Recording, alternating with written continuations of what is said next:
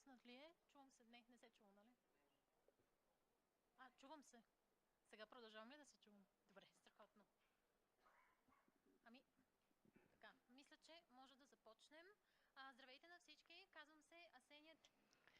Hello everybody, my name is Asenia Dimitrova and I'm the project manager for the Transition Opportunities project that gathered us today. Welcome everybody, thank you for coming. Welcome to the representatives of the government of the European Union, Your Excellencies or representatives from the embassies, the media, all our partners who have assisted us to organize this event. And thank you all who are with us online. We have live streaming of the event in both languages. As we've clarified on several occasions during previous events, our mission is to popularize the opportunities provided by the cohesion policies of the European Union for the Bulgarian regions, and not only the regions that will be mostly affected by the transition ahead. Other people will talk in detail after me, but just in brief, I'll tell you that the cohesion policy of the European Union is the policy responsible for minimizing the differences between the European regions and to put them closer together in terms of economy. We've carried out several webinars in co-regions of Europe, trying to provide information on the funding under the Just Transition Facility, on the opportunities to discuss complex and important and sensitive topics for the local communities. We've gathered hundreds of people together so far who've managed to give us their ideas about the pending transition, to talk about their worries. Together with the Trend Center, we've made analysis and survey of the anxieties of people around and about their informedness about what the European Union provides. Hence the name of our conference today, Just Transition Opportunities. We've shown you tens of examples, dozens of examples of successful transitions, and we've shown you how a cohesion policy works. It's been a long time since our first project event in Pernik. We met some of you there back then. Things have evolved. I won't be able to do a comprehensive analysis here and now, but you can see what's going on our website, including the survey, the analysis, and the information about the events that we've carried out. You can also subscribe for our annual bulletin. I'll give the floor now to Mr. Boyan Tomov, who is the manager of brand Media Bulgaria, for a welcoming speech. Over to you. Dear guests, dear representatives of the Bulgarian institutions, of the Bulgarian regions, dear representatives of the European Commission in Bulgaria. This project is extremely important not only for us here, but for the people who will be affected. One of the things that make me unhappy is that we don't have this frank and open discussion with those citizens, these families. Why is that? Political processes are going on. We are jumping from election to elections, but This has to do with a lot of populism, and populism is not beneficial to the Bulgarian families where somebody has to find a job or change their qualifications. Because transition is we are at the threshold of transition, and we need to be just, we need to be honest and responsible. In a few years, we'll have to make an analysis of what we've achieved and what has happened to all these families. I'd like to extend my gratitude to the representation of the European Commission here, to the European institutions, to Asenia, who is the project manager and who carried out this unique information campaign, for making it ever more popular, for pressing politicians to have an honest and open discussion that is due to the people in the regions of Kyustendil, Pernik and Stara Zagor. We know populism is easy. We know it's always the easiest to tell the people what they want to hear, but this is not the right way forward. Thank you for being here, for taking part in this event and for supporting this topic. I can see Mr. George Kremlis here, a friend who's been involved and has worked many years for the European Commission. Thank you for being here. Thank you for the foreign guests as well. And I wish you a successful conference. Thank you. Благодаря на господин. Thank you, Mr. Tomov. Now,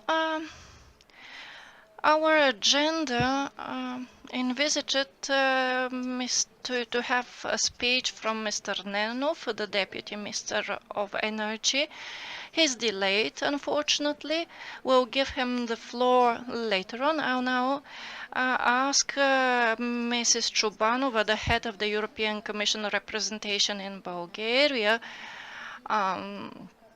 to come to the fore and to tell us about various initiatives that have been successful and about the way ahead. We can see that there will be a new commissioner with a mandate on just transition, so perhaps we'll hear about the way ahead in terms of the cohesion policy of the European Union.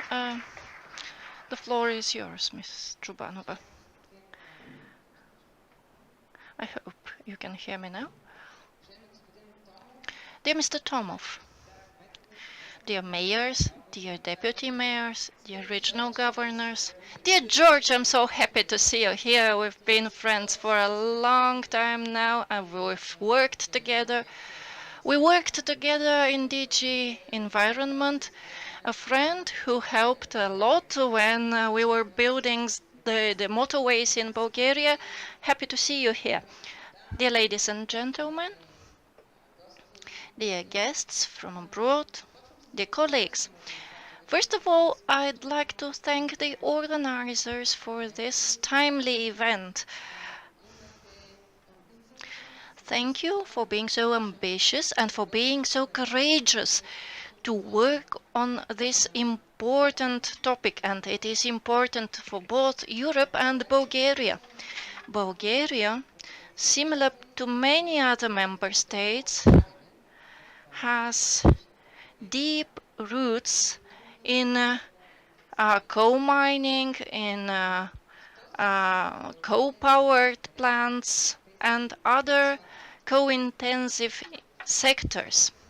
These sectors of the economy are traditional for our economy.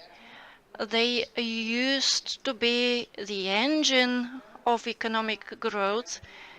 They provided energy for our homes and were very important employers. So traditionally, Bulgaria has been developing these sectors for a long time now, but we need to be able to look ahead, not only for environmental reasons, but due to the fact that the European economy and the economies of other bigger countries, our competitors, have moved ahead to innovative, to competitive sectors, and for us to remain strong and competitive, we need to make this transition. At the basis of this transition is the Green Pact. But please understand me correctly. The Green Pact is not only about environment. It is about the industry. It is about caring for our citizens. It is about creating an engine for economic growth. And in order to have a just transition, what does this word mean? What does just mean? It means with care for the citizens. So in order to have a just transition, the European Commission and the European Union has earmarked a significant financial resource. That is, the financial support is here. And the logic behind the just transition is to support each and every region and family of the European Union in order to have a smooth and gentle transition without significant friction. And it's not only in Bulgaria. There are many other member states that are dependent on coal. Therefore, the European Union has introduced the Just Transition Fund. I suppose you all know that there are 1,200,000,000 euro set aside for diversifying the industries in coal mining regions of Bulgaria. In 2024, investments are being made, and it is a key year for the families living in these regions. The plans that were adopted at the end of last year opened two special mechanisms. The mechanism for providing loans to the public sector and the resilience plan, the cohesion fund should be added so that finally we have more than 5 billion euro to be used for the decarbonization of our industries, for the reskilling of our labor force, so that people can start working in green industries to modernize the sectors as well. And please understand me correctly. This funding is not meant to just stop using coal. It's meant for developing new industries for a better future, which is something all Bulgarian citizens deserve.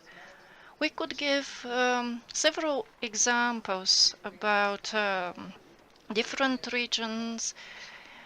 In Stara Zagora, photovoltaic parks are envisaged and energy storage facilities. In Pernik, we have support for SMEs, for research and development, for designing photovoltaics, for biogas production, and piloting projects for green technologies.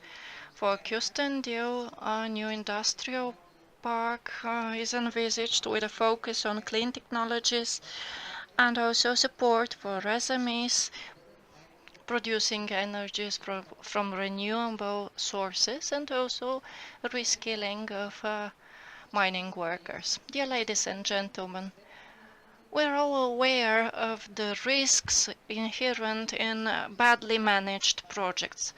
We've seen plants and facilities closing down without planning for re-employing the workers there.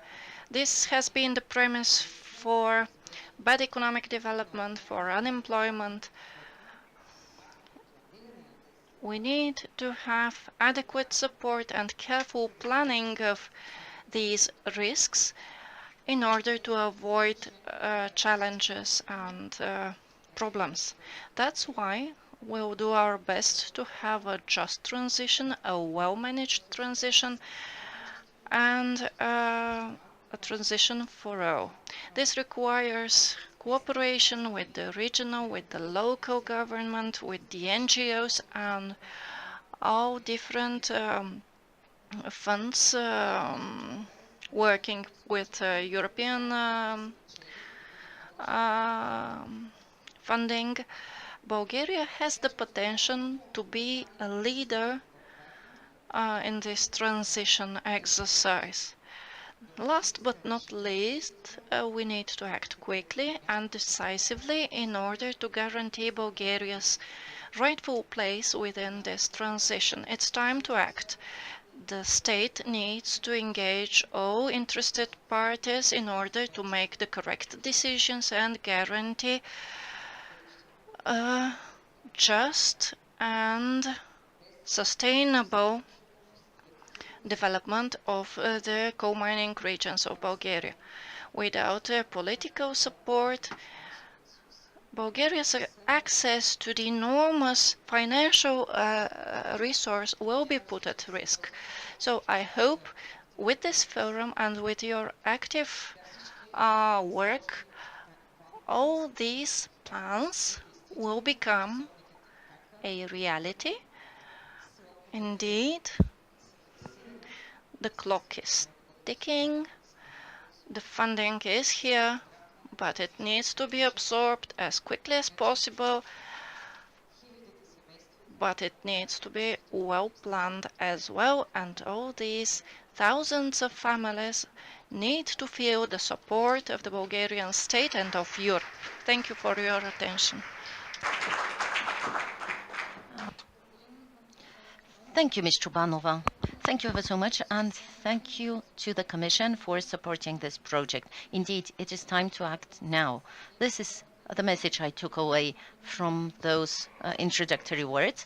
And before we start with the following panel, I would like to inform you that this event is being recorded and streamed online. So if you do not wish to be recorded, please let us know. At the end of the event, or if you have to leave earlier, we're going to kindly ask you to give us your feedback about this event. You can do this by scanning the QR code, which you can find on the last slide of this presentation, or you can ask our colleagues sitting at the end of the hall. Your opinion is very important for us, and we would really like to know whether we have met your expectations. So today's event is going to have two discussion panels. First one is focusing on national cooperation for just transition, and the second one is going to focus on transnational cooperation. And then we're going to have a more interactive and improvised session where practitioners and business leaders will tell us about their challenges, their solutions, and the different opportunities that have been used. Now we will hear from Sław Czarneków of the Institute for Energy Management and the mayors and the other participants in the first panel. Please take your seats. Could I remain standing?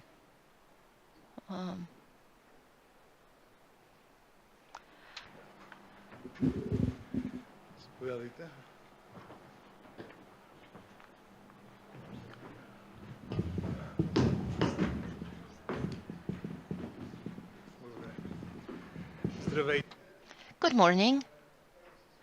My name is Slavčo. Thank you to the organizers for inviting me here today. Today is a very special day for me. The 42nd, my 42nd wedding anniversary. My wife is from Panaguriste, and as the mayor of Panaguriste said, well, this is quite a challenge. Of course, this is the personal and emotional side. Actually, I've been working in the field of energy for over 30 years now in different capacities on national, regional, European and international level. And I can tell you that such really meaningful projects that really contribute to a topical discussion are few and far between. So I would really like to thank Mr. Tomov for focusing our discussion on realistic issues, for focusing our discussions. I would also like to thank Ms. Chubanova for stressing a very important point. We are a member state of the European Union, and as such, we have rights, but we also have responsibilities. And the European Green Deal, or the Green Pact, is not only an element of political discourse or a nice thought, or as our politicians tend to think, oh, some people got together in Brussels and told us what we had to do. This is not it at all. This is a completely different type of policy that is not in any way limited only to the field of energy. In spite of the fact that usually in Bulgaria we tend to think of it only in terms of coal, but it is actually a much wider topic. As regards the element of justice and realism, which were mentioned before the previous speakers, I've had the pleasure of participating in other events under this project, and indeed, all the time I had the pleasure of seeing how the organizers are so earnest in their efforts, and I would like to congratulate them for this, to provide the largest and widest possible context to our discussions. And of course, there are different viewpoints on the subject. I'm going to give you only two examples. 1 year ago, on the 1st of October 2023, we witnessed the biggest protest of miners. I don't see the head of the I see the head of the trade unions, who was an important actor in those events. Only a few days ago, the parliament asked the government to prepare a report on the topic of what is happening and what is going to happen in Maritsa Istok complex. And I really don't understand why this task is limited only to the Maritsa Basin, because this is a much wider and more comprehensive topic. And as I said, there are many different dimensions to this topic. But anyway, simultaneously, we heard from Ms. Chubanova about the huge European funding which is available. And we have to admit that we have certain problems on a national level in terms of absorption. And unfortunately, we have lost some money, and there's a real chance that we stand to lose more if we don't take the appropriate steps. But also here, I would like to underline that in addition to European funding, there are many big businesses who want to invest their own funds.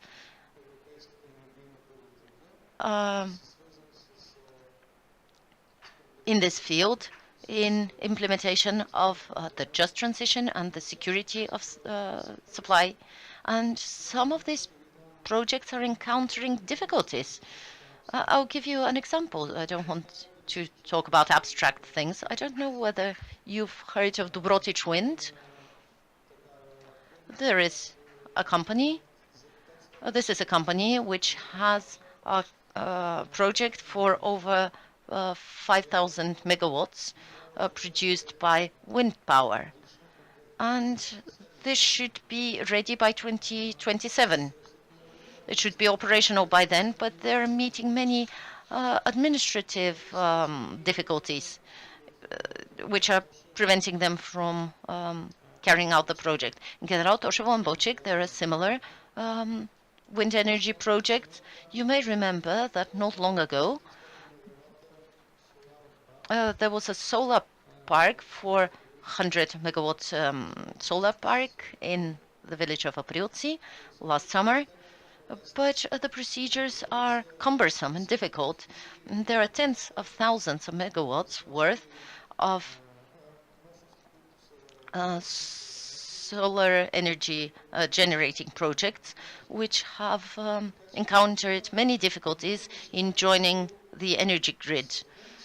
So there are many things that are related to EU funding and can be done using European fundings, but there are many other projects and things which are being funded by business, and they are meeting difficulties, and this should not be underestimated. Last year, in an interview, I said that coal, we're saying goodbye to coal, and this is happening much quicker than we initially thought it would. There are many signs and evidence to this effect, and it is very important for us as a society and for politicians and decision makers to take the necessary steps in order to make sure that this transition will indeed be just for everybody. This was actually the leading motto of the Green Deal concept. Nobody will be left behind. Nobody will be forgotten. But in the end, the European Union and the European Commission have earmarked funding. They're working on legislation, and this legislation is being passed with the participation of Bulgarian representatives. Yes, but the main work has to be done here by us. So thank you again to the organizers and to European Commission for this very meaningful and very timely project. I have worked in the field of energy and diplomacy for many, many years, but I'm not going to be diplomatic today, not at all. So I'm going to give the floor to our guests and panelists, and I'm going to ask them to be frank and honest in their presentations. These are district governors, mayors, deputy mayors, and we have a representative of the Ministry of Regional Development and Public Works. The topic pertaining to relations between central, local government and business in the context of transaction opportunities has many dimensions.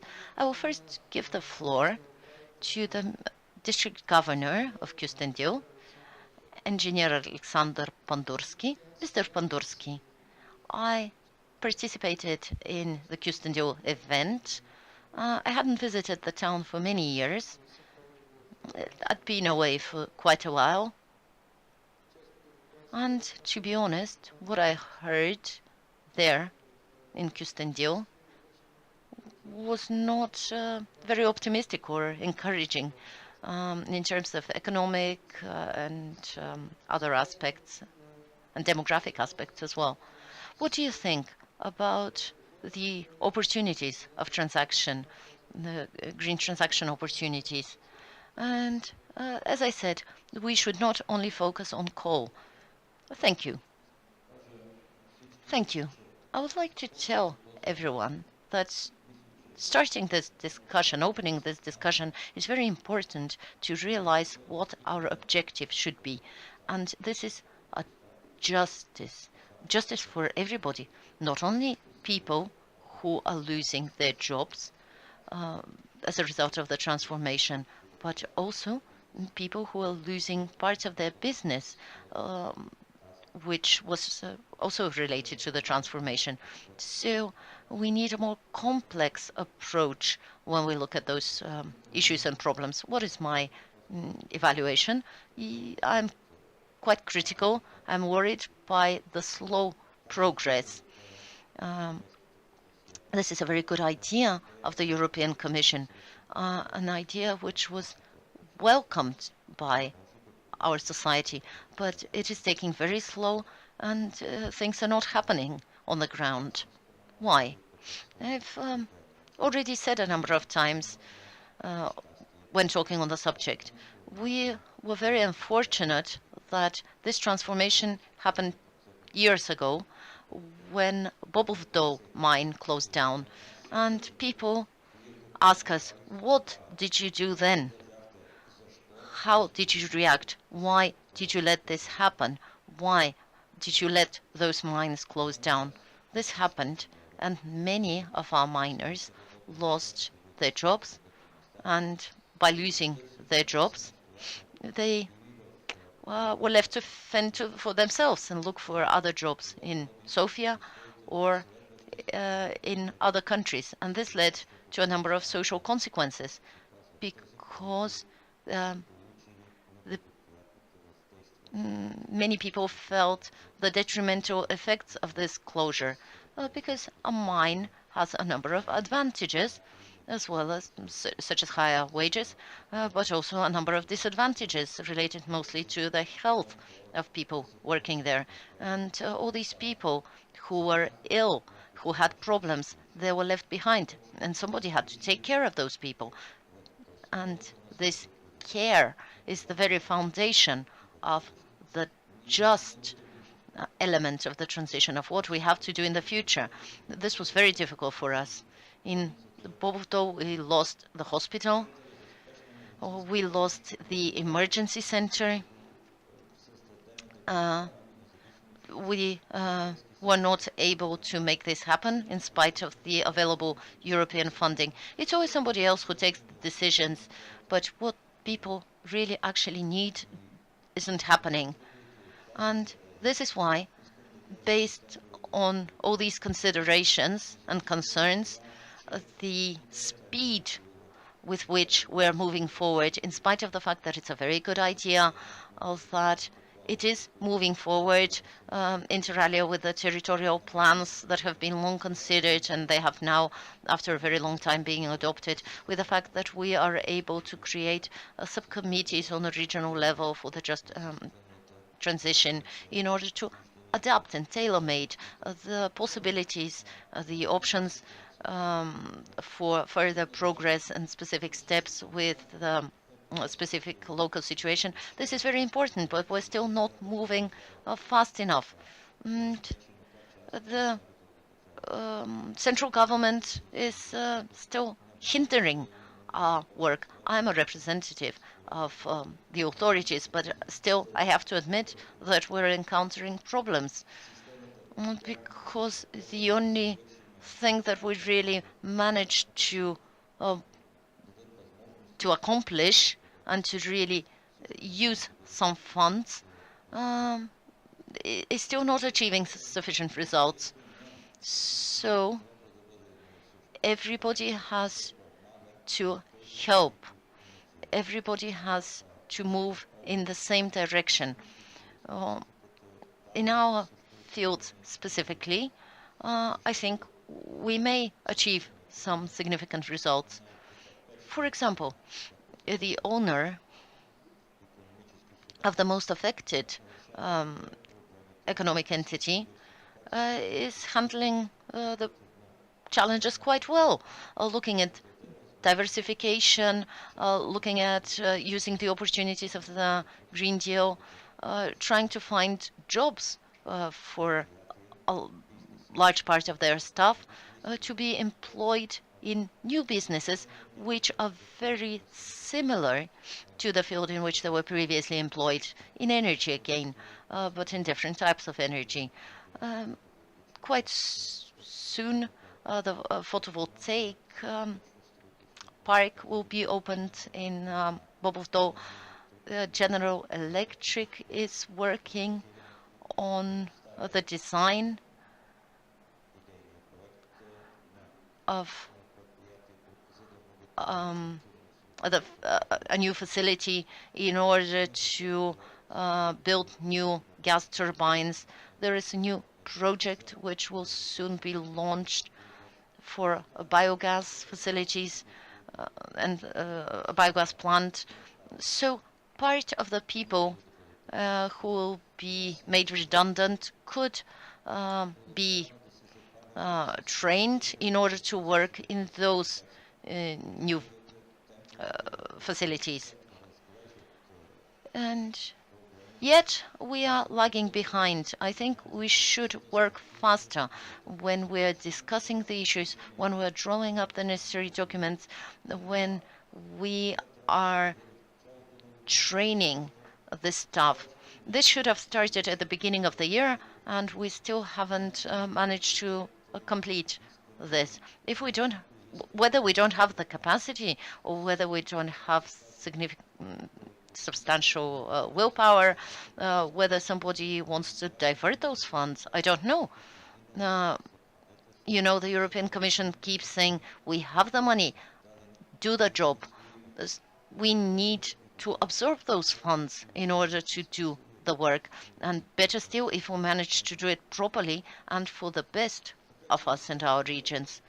So, in this spirit of concern and being unhappy with the speed of the transition in Kyustendil, I am still very nervous and worried. Thank you. Thank you. I'd like to comment on what you've said. Let me remind you that when this event in Kyustendil was organized, this representative of the municipality said, in the past we were looking for qualified workers. Now we are looking for any workers. And it's a very serious issue. It's not only an issue that is taken by the administration. And another thing that you mentioned, I wanted to mention it, but you went ahead of me. The topic of healthcare is rarely mentioned, but it is really important. Let me share with you that at the beginning of this year, there was a survey made by a foreign expert on the Maritsa Basin. There are more than 100,000 registered cases of asthma disease.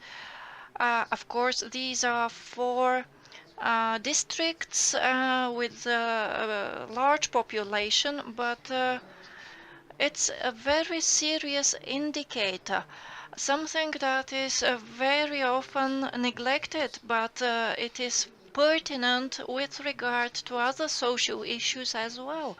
Another thing I'd like to take out from your speech is the administrative capacity issue. I gave you an example a minute ago with Dobrich Wind. I have others.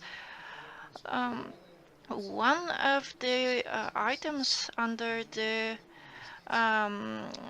resilience plan is the new type of investment issue. This has been a challenge in many places. We'll hear from Mr. Nenov. I think he will comment on this topic as well, but this topic should be in the focus of our attention as well.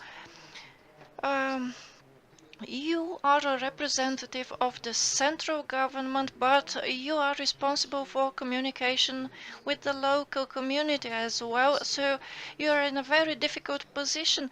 Let me remind you that there was this commission on the Green Deal with participation from the ministry, from the NGOs, from citizens. This was a very good forum, but its work has ceased, probably for political reasons, but In my opinion, this dialogue should be renewed. Thank you once again. Now, you mentioned several specific projects underway, also ideas for projects, but in Pernik, they can show off a specific project, a photovoltaic facility with a storage facility. And I think they need to tell us more about it. Maybe Mr. Ludmil Veselinov will tell us more. He is the regional governor of Pernik. And my questions for you are the same. What's working, what's not working in your region? Thank you, Mr. Tomov, Mrs. Chubanova, dear colleagues, dear guests. Thank you, first of all, for inviting me at this international forum dedicated to just transition opportunities. I'm facing you as the regional governor of Pernik, a region where the industrial tradition is very strong and a region that is very important in terms of energy production. This is the region where the first light bulb actually was ignited. So we have a long-standing tradition. Yesterday, the Minister for Culture came to Pernik to inaugurate the unique new Museum of Mining. We gave him a piece of coal as a present, as a memento from this celebration. For me, the Green Deal is a cause. It is a unique chance and opportunity for Bulgaria. It's not only about closing mines and power plants. It's about creating green communities. Yesterday was the opening date of this wonderful, enormous photovoltaic park, which is an enormous investment in our region. So you can see that the businesses are really aware of the opportunities ahead. The region has been working for attracting investments in various sectors, for diversifying and creating new industries, leaving nobody behind. We want to give the opportunity of our workers to reskill, to find new jobs, and to live in a safe environment. What my colleague was saying is really worrisome, but I think we need to be more positive because the European Commission has been giving us real opportunities to develop. We'll keep working actively to attract investment and to coordinate our efforts with the central government and the local communities. We have the deputy mayor of the town of the municipality of Pernik, which is the key municipality in the region. It's not the only municipality. There are other important municipalities. The one that Mr. Stoev is responsible for has had real success. Everybody's working really hard. I think there will be interesting questions in the course of this event, and for me it will be a pleasure to be here. Thank you. Just a very small comment from you. Would you tell us more about the specifics of the development of the Green Deal in Pernik?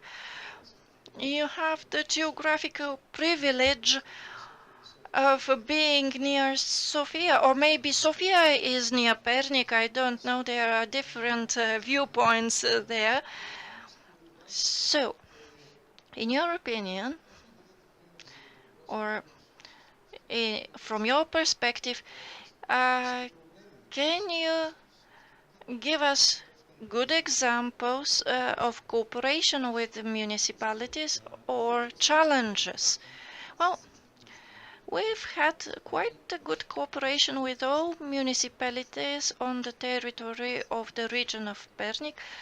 We don't have bad examples of bad communication. I've been a regional government for a long time now, and I'm firmly convinced that we need to use all the available expertise in the separate municipalities. Mr. Kristev is very deeply involved in the green transition topic. He'll be very useful in your discussion.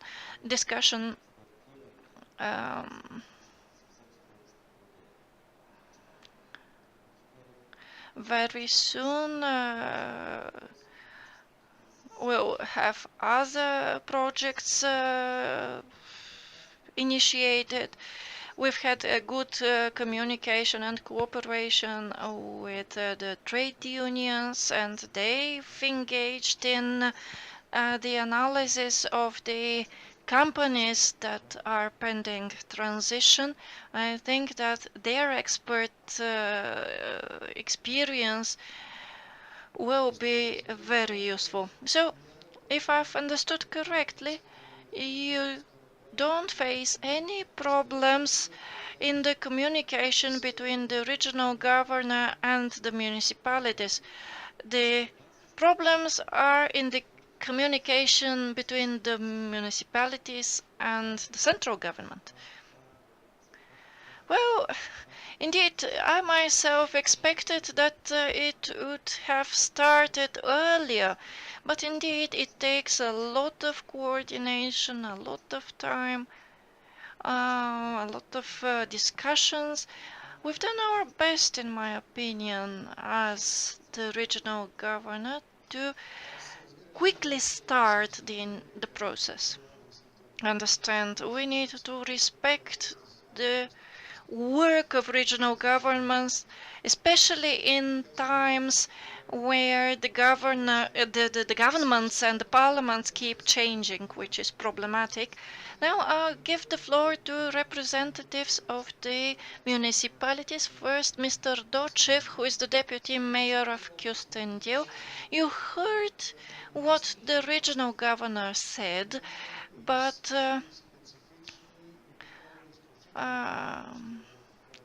the local government, the municipalities, have their specific powers to attract investments, to work on the reskilling of local workers.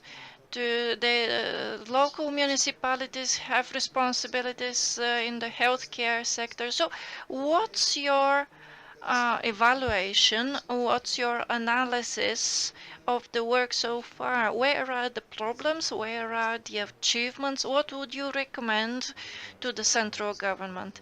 Dear Mr. Tomov, thank you so much for this really useful project. Dear Mrs. Chubanova, dear guests of this final event for this project. Bearing in mind everything that has been said so far, I'll say the following. The municipalities are the ones to use the funding provided by the European Commission and the European Union, and they are the ones to actually carry out this transition process. We have the funding, we have the opportunities. Our task is to make the district, the community we live in, find its new beginning. I don't like this phrase. Yeah, especially in the political context, it's not a good one. Well, find our way ahead, I'll say. So how are we looking for opportunities in my municipalities? We started early.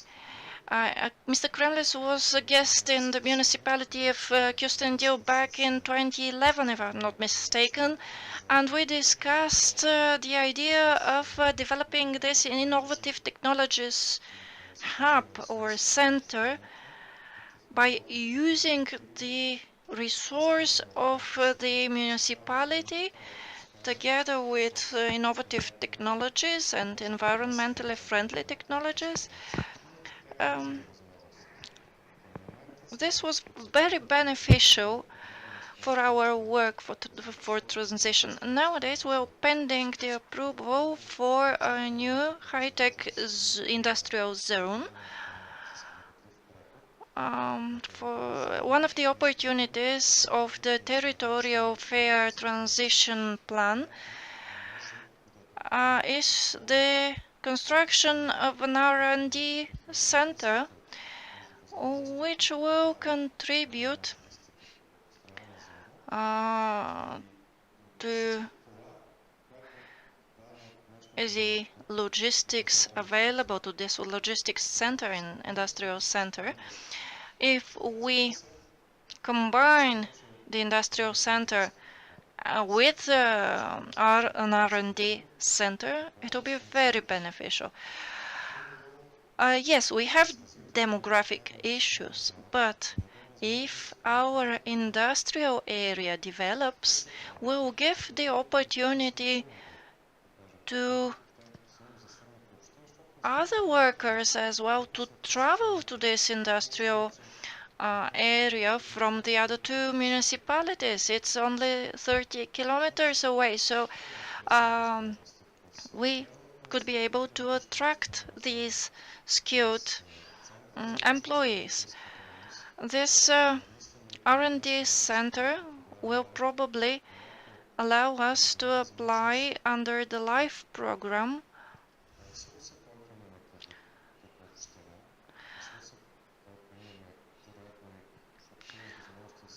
and we are discussing a joint application with neighboring municipalities so that we attract new businesses to our territory. Now, the demographic issue is really obvious, and we are not the only ones affected. But what we are doing in my municipality is not only to provide the workers who are made redundant with opportunities to requalify, but to think for the children as well, their children. Many of them go to universities, but we are trying to attract them back with good jobs on our territory. We're looking for opportunities for the practical realization of this transition. We have different options with different financial facilities. We'll be using the mechanism for resilience. We are looking for options under the Just Transition Plan. We have quite good relationship with the regional governor and with the Ministry for Regional Development. And with the committees we've established, we are trying for really good atmosphere of cooperation. Thank you. Your final words about the communication with the other levels, let's put it at the higher level, the state level. The latest version of the climate plan, I think it was page 30 thereof. One of the main accents there should be the establishment of priority zones or areas, priority areas. You've just said that many national authorities are dependent on European funding. It is very important to set the priority areas at the national level. Yes, many regions create and build their industrial areas. You've been working really hard. Many others have been working really hard as well.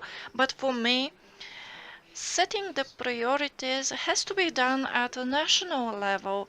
Otherwise, efforts are doubled, made redundant, and the funding is limited, so it should be spent in the best way possible. So my question for you is the following.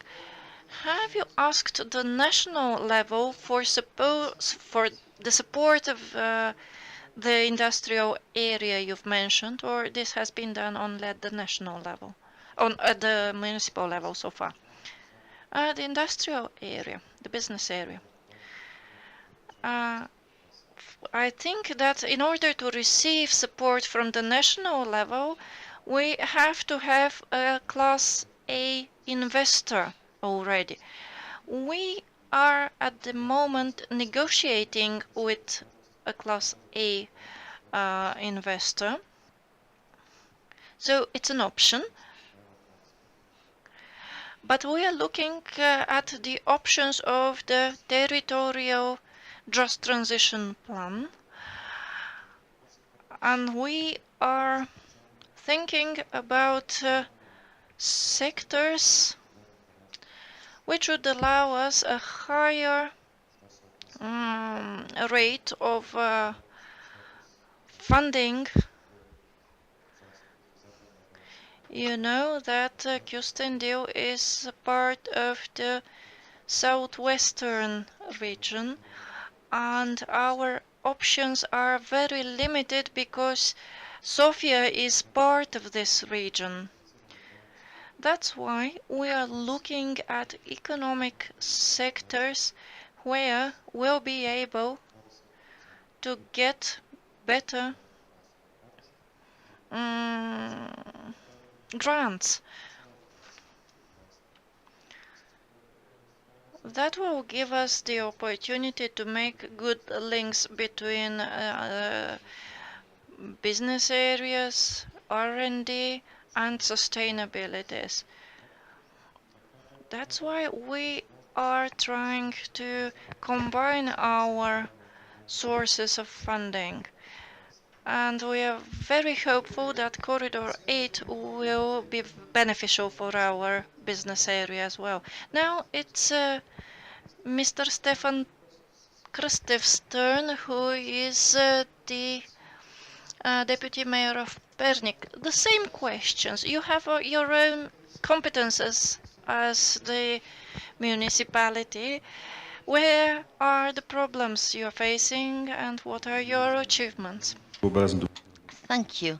Thank you, Mr. Tomov. Thank you, Ms. Chubanova, Mr. Neikov, dear guests, dear speakers. It is a pleasure for me to participate in a panel. I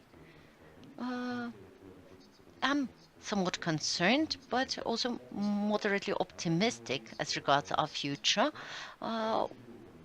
Pernik was the engine of economic development in the past as well as in the present. Many of the industries were first built and developed in our town, and in the past our town was quite wealthy. Many things were built for the first time in our town thanks to the mine. The town was rich and well developed, and many of our citizens are nostalgic for that time. But when I talk to them, I tell them that this prosperity was possible because our forefathers used the most modern technologies of their times. Currently, we cannot expect to be as prosperous if we use the technology of our forefathers. So each new generation has its new industries, its new modus operandi. As regards the just transaction funds in particular, because it was mentioned a number of times, you may be aware that until February 2020, Pernik was not included in the fund. It was included at that point because historically it really does deserve to be there, and it faces many challenges. But since 2020, a lot of time has passed. Now it is 2024, and only last week, on the 19th of February, we saw the deadline for the project proposals on measure number 1 under the Just Transition Fund. Of course, for all those 4 years, we were not just sitting idle. We've taken many steps to move things forward using other funds, other projects. We have a number of private investors in our town. We have a new industrial area near Road 16. We're in the process of further developing the transport routes in order to make it even more attractive. As regards the environmentally friendly efforts our town is making, we have not stopped working with different partners, different stakeholders. We have very environmentally friendly buses in our town. We're working together with the Breznik municipality under the recovery and resilience plan. And we are expecting good things to happen. We're working very well together with Bobovdo municipalities because we're talking about cooperation on a national level. We participated in a very interesting project together whereby we enhanced the capacity of our administrations and mapped out decarbonization strategies, but also we piloted 3 measures in each municipality for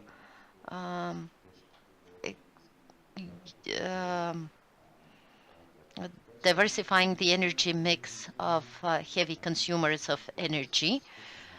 So we're really working on making the green transaction happen in Pernik, and we think we can serve as a good example, not only in Bulgaria, but also outside the borders of the country, because the town is the right size for making change happen and serving as a good example. The good thing I can share is that Pernik and the local authorities and the people who live there, or at least the majority of people who live in this town, are quite positive about making change happen, because most of our population remember the dire state of the environment a few years ago, the pollution. So they are looking forward to this positive change. And also extensive mapping of the skills of the population was made thanks to the efforts of the trade unions, which is definitely a positive step forward. But also, we should always keep in mind that each and every person who needs help should be able to get some help and assistance and should not be forced to move out or go elsewhere in order to find a job, because we do have a serious demographic problem. But also, we should take into account the fact that the level of unemployment currently in Bulgaria is the lowest it has been ever since it started to be measured. And so therefore, I can safely say that we do have enough business, enough opportunities in investment in order to find new jobs for people who may be made redundant as a result of the transition. So I'm going to stop here with a sentence I have often said before, and it is the following. Quite often in Bulgaria, when we know that change is going to happen, even though it is inevitable, we tend to wait and see and not act because we're hoping that maybe it won't happen. I think this is the wrong approach. We have to make this change happen, and we should work for a just transition, because, as Mr. Pandursky said, we have experience with a transition that was not just. So we're very ambitious, and we want to make this change happen, not just experience it. Thank you. I would like to comment on something very important which you said, and you gave specific examples of cooperation between different municipalities and different regions. You mentioned neighboring municipalities. So I have a question. Have you established communications with Stara Zagora and Stara Zagora region? We have representatives here of Stara Zagora. I'm sure they're going to speak when they И да не би да се окажете конкуренция в някакъв момент. when they heard about hydrogen, I guess this would really make them stand up, because there are some ideas to that respect. But my question is, do you have contacts? Do you exchange experience and opinions? Because a lot of the topics related to qualification and so on are common between the two regions. Yes, thank you for this question. Our region is quite specific. You know, we have some experience in the use of hydrogen. We have good cooperation with neighboring municipalities. We are always on the phone to each other. We talk, we consult, especially when we participate in joint projects. And yes, this is due to the fact that we are close neighbors. We have also contacts with our colleagues from Stara Zagora. Our cooperation is not as active, I guess, because we are quite far away geographically from each other. But my colleague from Stara Zagora is here. I'm happy to see her, and we do have good contacts. As I said, as you said, regions have a lot in common, but also they're quite diverse. One of our specificities is that we are one of the towns that has the largest coverage of central heating. Over 90% of our households use central heating, as well as most of public buildings, including schools, kindergartens, etc. And this could be a challenge in certain circumstances. And again, using a grant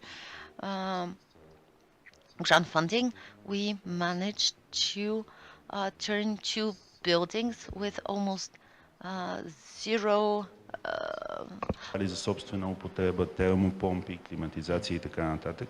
Zero energy consumption. This can be a good example how things can happen case by case. Yes, Ms. Grozeva is here. I didn't mention it. I'm happy you saw her, and she'll be able to give her her opinion and experience later. I'm very happy that the Deputy Minister of Energy, Mr. Nenov, is here with us today. He called me earlier on this morning and told me that he had some problems and would be delayed. So I'm glad he's here. He has no forewarning of what I'm going to ask him. So here I am. You know what we're talking about. You know the issues. Currently, you will be working on the report concerning the situation in the Maritsa Basin, what's being done and what's going to happen. So, first of all, please tell me, how far have you progressed with your work in this field? But also, I'm going to ask you 2 other questions. First question relates to the fact that the Ministry of Energy has been working very actively on a draft energy strategy. I was very happy. I had the privilege of being part of the team. Can you tell us how things are progressing? Are they progressing at all? I know, but please tell our guests, because the green transition is one of the accents of this strategic document. And my last question to you is, are there any new developments in the communication with Brussels? This was one of the sub-questions asked by our government, because now, before elections, this topic is quite topical. People are interested to hear. It has political dimensions, obviously. People want to know what's new. You have the floor. Thank you very much, Swavi. Thank you to the organizers for inviting me to participate in today's very interesting and important event for us at the Ministry of Energy. It is one of our top priorities on a daily basis at the Ministry. Specifically, in answer to your questions, first of all, of course, we are working hard on preparing the report to the National Assembly, which has been requested by the Council of Ministers, and our ministry, the Ministry of Energy, is going to provide input. The main topics and important aspects are going to be covered in the next few minutes. But in the meanwhile, let me just say a few words about the question concerning the work on the energy strategy. Yes, indeed. We started working very hard on this at the end of last year. And in the meanwhile, as most of you may know, the work in this field is interlinked with the integrated plan on energy and climate, and therefore the update of the integrated plan is almost ready, and so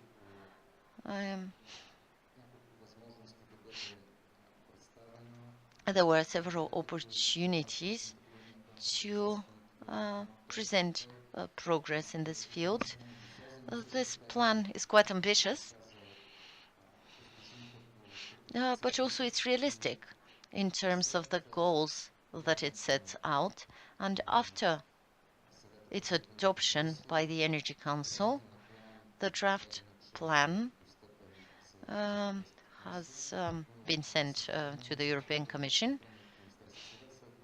But in order to be approved by the Council of Ministers, it has to first be sent for an environmental feasibility study.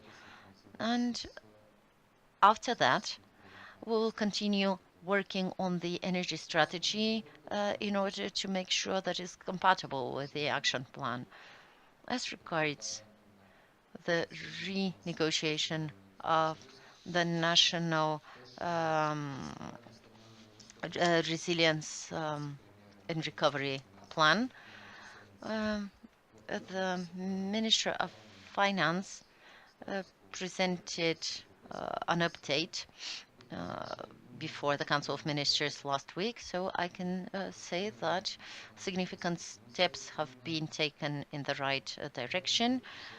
There is a proposal which is good for Bulgaria and acceptable to the European Commission in some of the key reform areas, which was subject to the discussions and negotiations for a certain and lengthy period of time, the decarbonization reform and the reform in the management of state-owned enterprises, which is more popularly known as the reform which will lead to taking two of the big gas-related enterprises out of the state-owned holding. Now, what can I say briefly in this field? What are these proposals, which I think are quite good for Bulgaria and acceptable to the European Commission? First of all, as regards the decarbonization reform, the most important change concerns the fact that a specific commitment for installations and carbon emissions thresholds are being removed, and the market measures will be used to reach the target of 11 million tons. And through adopting future reforms aimed at improving a balancing market through simplifying procedures related to joining of new renewable energy sources. I think what we have achieved will be a positive message to all participants on the market, because reforms are on the way and they will achieve liberalization and better functioning of the energy market. As regards the reform related to BEC and the two Bulgarian Energy Holding and the two operators, the idea is to create a new state-owned enterprise subordinated to the Ministry of Economy, which will take over the two operators, so they will continue to work as independent operators. And this proposal has been found acceptable by the European Commission. It is furthermore very important to stress on the fact that there will be some changes in the investments which were discussed with the European Commission services. They are very important, especially for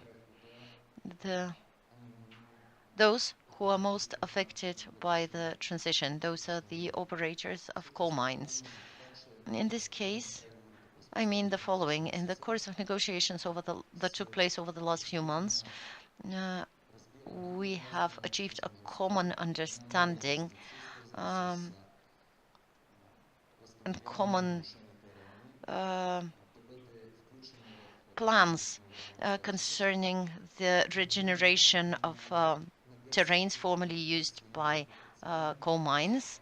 And this can be included in activities under the plan, using the Greek example. In Greece, they had a similar project funded under the Recovery and Resilience Plan.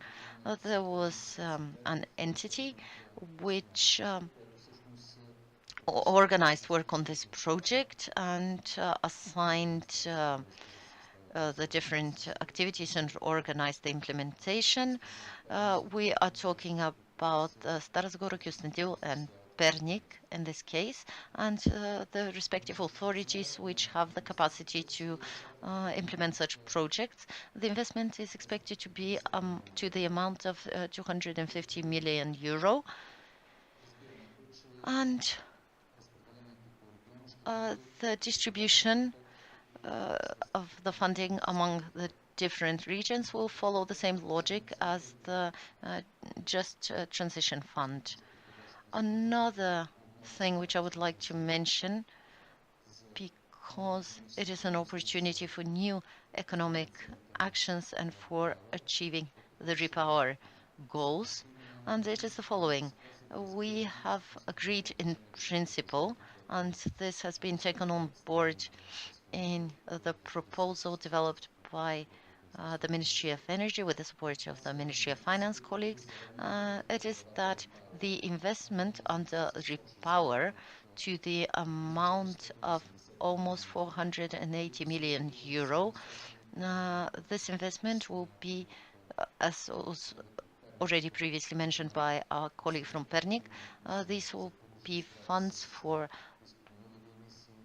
zero emission public buildings, modernization of systems, digitalization and development of the energy grid, the grid enabler, and strengthening cooperation between the energy operator and the energy distribution companies, which will allow all consumers to have real-time access to all relevant data about their consumption.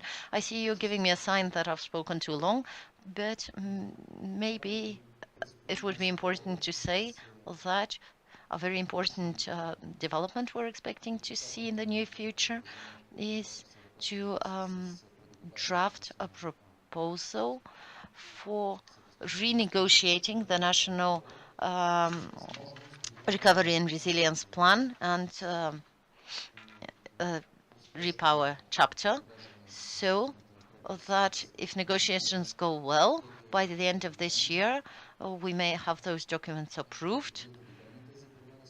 The amendments will be approved, and the repower chapter will hopefully be approved, and this will allow us to use the short time up to August 2026 to implement those very important investments which are key for Bulgarian economy and consumers. Thank you, Krasi. I'm sure that we'll have questions from the audience, so we'll have the opportunity to talk more about these topics. 2 or 3 comments on my behalf. First of all, for me, it is very important that we don't lose any more European funding. Secondly, all these changes, all these renegotiations should be done much more transparently. You should not just give the final results to society. I myself like a lot, like nuclear energy a lot, but such negotiations should not be made during the summer vacation time. I'm not talking specifically about Minister Voinov, but it's not an easy topic. My comment is on principle. More transparency is needed. Then one of the problems touched upon by the previous speakers is to make the administrative procedures as easy as possible, especially when it comes to investment, but a bigger commitment on behalf of the state, the central level, when we have possible investors. I mentioned Dobrotic Wind in the municipality of Vetrino. Somebody mentioned the photovoltaic park in Apriuci, an enormous investment, 400 megawatt. These are investors who went through very cumbersome administrative procedures, which should be made easier. Now I give the floor to our last panelist, who I'll say, as a caveat, is a state servant, which means that the way he speaks is a bit different. In principle, I've been a state official for a number of years, so I'm very respectful and have a lot of respect for these people.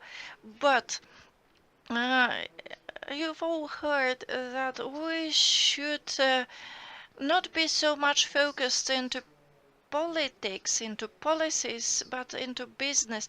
Tell us your opinion about the greatest achievements and the greatest issues so far. Thank you. Thank you, Mr. Neikov, and allow me to thank the organizers of this event for the event and for the invitation.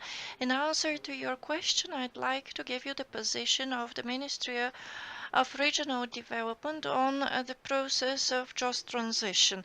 In 2023, when the decision was made at the national level to make the Ministry of Regional Development the leader institution, the leading authority for this fund, it was very important.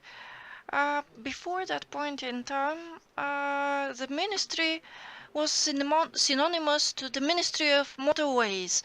Nowadays, we have a more comprehensive role, including the just transition. Now that we can see the draft regulations on the transition, we are included. The ministry is really included into the process of applying this just transition plan. We have quite a broad plethora of opportunities for funding in terms of social support for the workers, economic support for businesses in eco-mining regions. It's a complicated and new process for the country and for the ministry in general. And we keep getting questions from colleagues who are not directly engaged. Why is the Ministry of Construction engaged in coal mines? Which leads us to a very different discussion. Whatever, I have two conclusions to make. It's a very complicated and broad process. It requires competences and qualities that have to be built, and very often we face criticism about being slow, but you should bear it in mind that there are European and national processes that need to take place. They take time. We need to go through many steps before we have absorption. The ministry is working on it, and in the context of this panel, which is dedicated to cooperation from the very start, the managing authority and the Ministry of Regional Development has been working very well with the European Commission for the preparation of the regional plans. Of course, the Ministry of Energy has been very cooperative in terms of expert assistance. When it comes to soft measures, we are working together with the trade unions and with our colleagues from the Social Ministry. We've engaged the Ministry of Economy and Innovation on certain aspects of the plan. Vertically speaking, if I may say so, we've formed several committees to assist the ministry in making the plans. There are discussions underway, and it'll become even more, the discussions will become even more dynamic. We have also the regional development councils, which are fora where the most topical issues related to the just transition and to the regional development are discussed. In conclusion, the Ministry of Regional Development has always been open for discussion. We've never refused to attend discussions and fora like this, so I hope we'll manage to complete our task. You are a state official, so I won't ask you questions. I'll comment, however. Indeed, synergy between the authorities, not only the executive authorities, but the state authorities as a whole, is extremely important because it's a national commitment. It's not about Stara Zagora or Pernik or Kyustendil. It's not about energy only. For me, something that I keep noticing and I'd like to warn you against, there are cases where it seems that the authorities are fighting between themselves not to take responsibility. I'm talking about the issue of energy poverty. It's an enormous issue. It's an enormous problem, and it's not an energy problem per se. With regard to this issue, the authorities have been fighting not to be responsible about this issue, and it doesn't look good. The Bulgarian Institute for Science in 2022 came out with a survey at a conference organized by Sergei Stanishev as an MEP.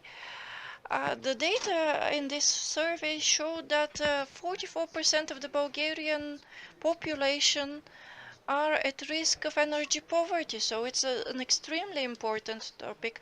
Thank you for your contribution. Please stay with us to hear the questions from the audience. Now, Mr. Tomov, over to you again. I have two questions for the Deputy Minister for Energy. Maybe you could ask them to the Minister Ninov as well. My first question, Mr. Deputy Minister, is one of our media, Economic BG, works in close cooperation with business. I'll ask you the following. Do you have data or analysis, or have you checked how many projects in ECO are delayed? I mean SME projects, because you were talking about big businesses here, but do you know how many projects between 10 and 50 megawatts of SMEs who've paid between 50,000 and half a million have been delayed and are waiting?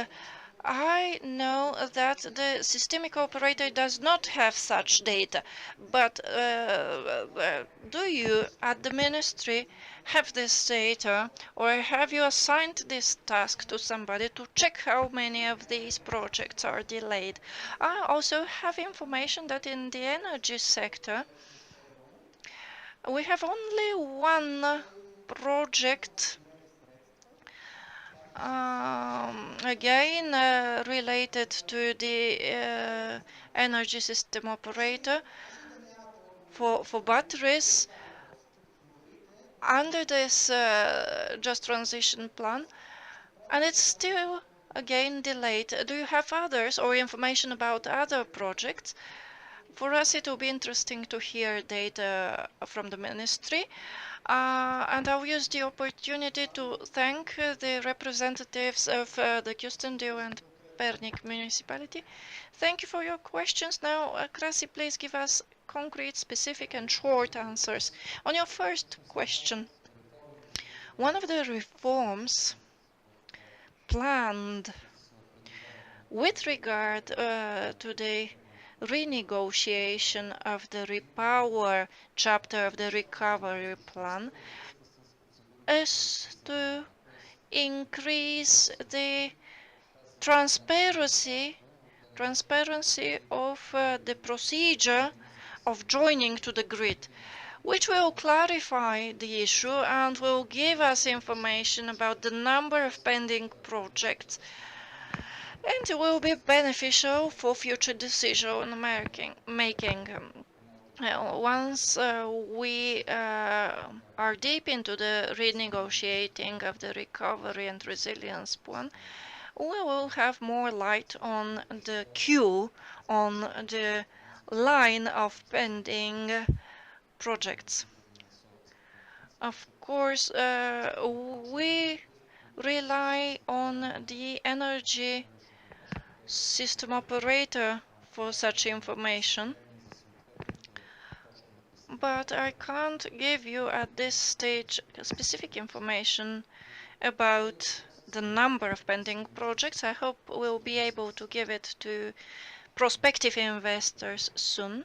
Now, about the energy sector in the plan, I think that what you've mentioned is less than what is envisaged. The digitalization of the grid is one of the measures. Then we'll have energy efficiency measures that are part of the energy chapter. The independent storage systems, about 3 gigawatt hours of capacity are envisaged there by the first 6 months of 2026. Collocation is another field of investment. I've mentioned the Green Neighbor project under the Repower chapter. This is a project about digitalization of the energy grid, which envisages better cooperation between the systemic operator and the distributors who will be provided with the actual data which will allow for better participation on the market. That's from me in brief. Of course, I could elaborate if you need me to. Before I give the mic to Rumiana, I'd like to say that I think Mr. Tomov's question has to do with the broader topic of transparency. We need more transparency. It's not actually against you. We've been friends for a long time now, but I think that this topic should be discussed in a more understandable way. Indeed, the value of transparency is great, and we should not only talk about transparency in the context of my ministry, but in the context of administration as a whole. Yes, not only with regard to European funds. With regard to your activities, when 2 billion levs were spent for the rehabilitation of residential buildings,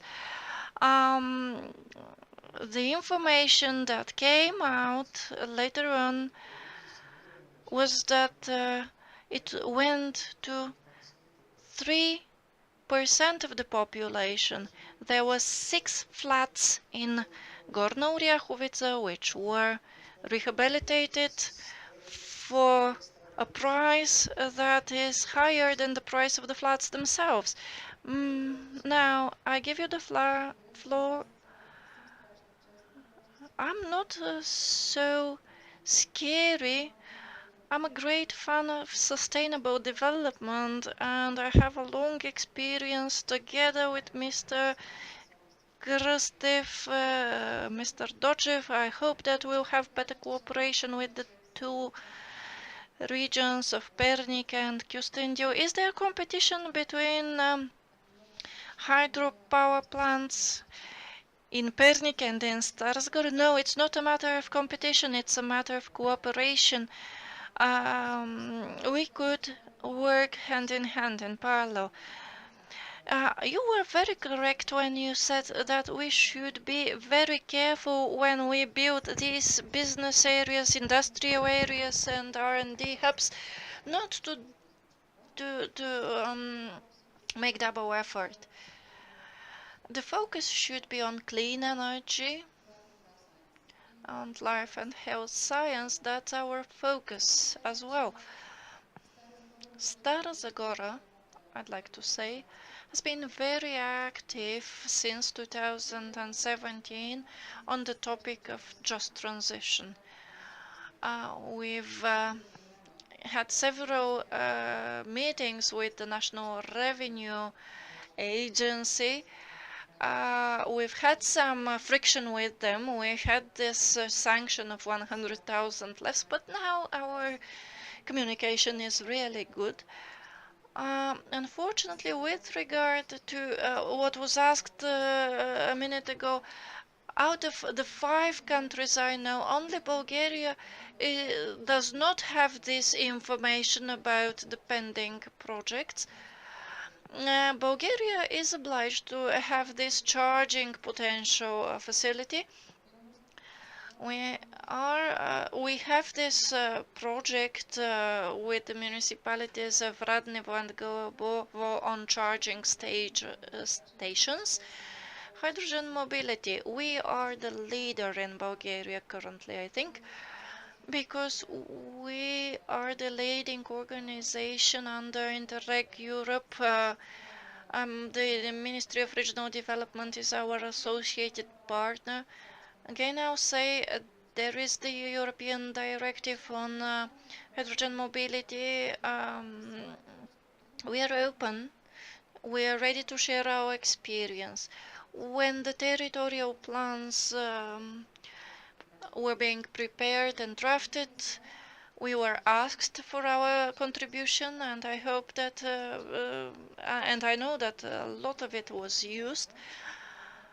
I hope that we will continue to work actively, work together, and do our best for, maybe it's cliched, but for the better future and more sustainable future of Bulgaria. Thank you. I'd also like to add something about Stara Zagora. There you have a wonderful symbiosis between administration, the academia, and business.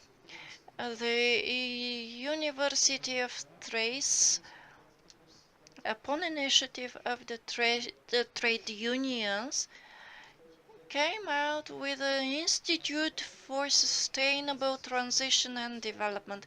So I like this combination with the academia a lot when it comes to R&D. I hope you will all use, take Rumiana's offer of assistance. She says, yes, we are in the center of the universe, so we will be your partners. Do you have any other questions or comments? I can't see anybody asking for the floor, so I'd like to ask a question to our panelists, all of you. So, if you have the opportunity to offer to the government, because it's very difficult to offer to the parliament currently, 3 steps by which the situation would improve, what would these 3 steps be in order to accelerate the transition of opportunity and to create a better investment environment? It's a general question to all of you. Whoever wishes to comment, you have the floor. Anybody? You have the floor. In my opinion, the 3 steps would be communication, communication, and communication. I think that this would give us a very fast track to work with. I give my support for the regional governor of Pernik. In order to get the funding, that's our target, we need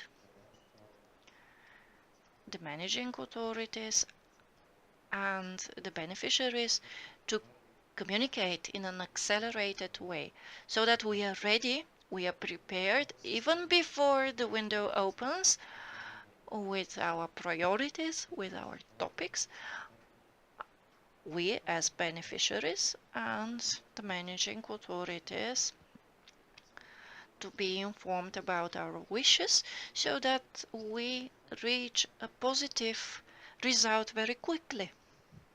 Of course, with full regard to the wishes of the business. 2 words from me as well.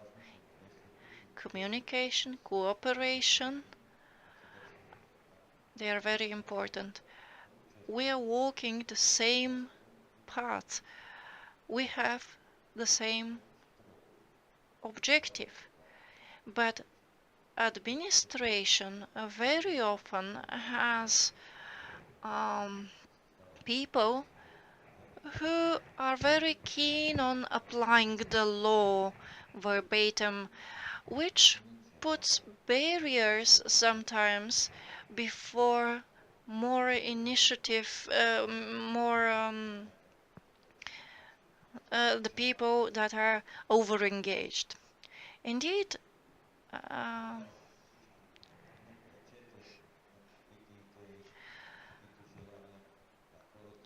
don't put barriers before innovation, before good ideas, before creative minds and ideas. Well, sometimes those barriers are related to corruption, but the general view is that there is no corruption whatsoever in Bulgaria, so let's not go there. With regard to communication, communication should not be viewed only between the beneficiaries and the managing authorities. Civil society should be included as well. NGOs, professional associations should get involved, because these are people who can contribute a lot in order to make those positive steps happen.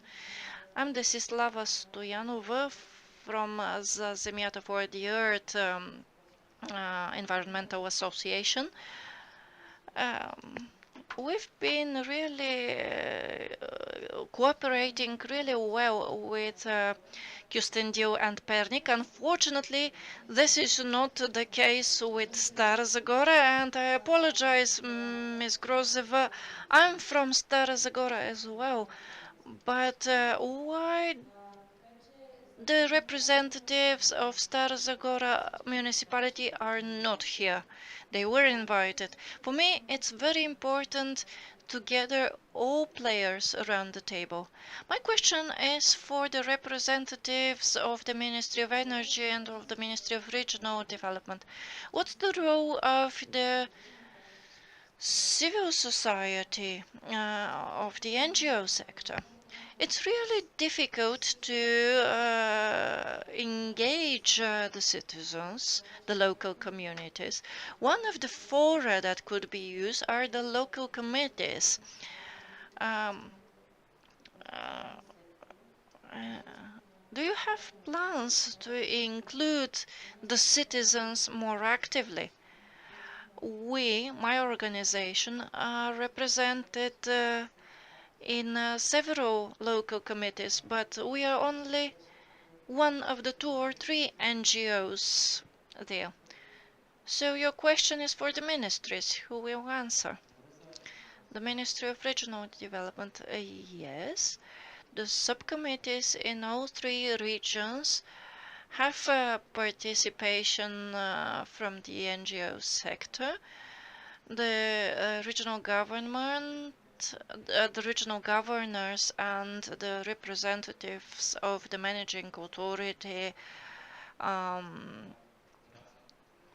decide who will be the representatives of the civil society in these subcommittees. It's a transparent procedure. Yes, indeed, only 1 or 2 representatives of the civil societies are included, but you can't possibly have more. The idea is that the ones we have should represent the whole community. What the managing authority can do is organize information campaigns, public discussions, campaigns, and this is part of our work, but I can't commit to anything else currently. Thank you. Do you have other comments? Mr. Zagorov, this is the secretary of Podkrepa Trade Union. I hope you can hear me. Well, I'm perhaps the only one present representative of miners. I can assure you that the care I get as a miner is 0, and my future is uncertain. I am now here as a representative of the trade union Podkrepa, and I can tell you my conclusion. We don't have a driver for change, for transition here. this engine that we need is not functional. We don't have the momentum. We haven't engaged the people enough.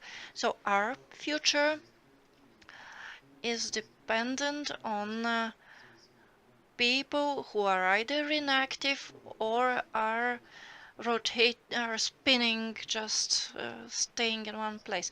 We don't have a leader of this transition. Who's the one responsible for it? For me, the leader is Mr. Neikov, because he's the one I keep seeing at events. Well, too much responsibility. So if it's you, Sławczu, let's go ahead.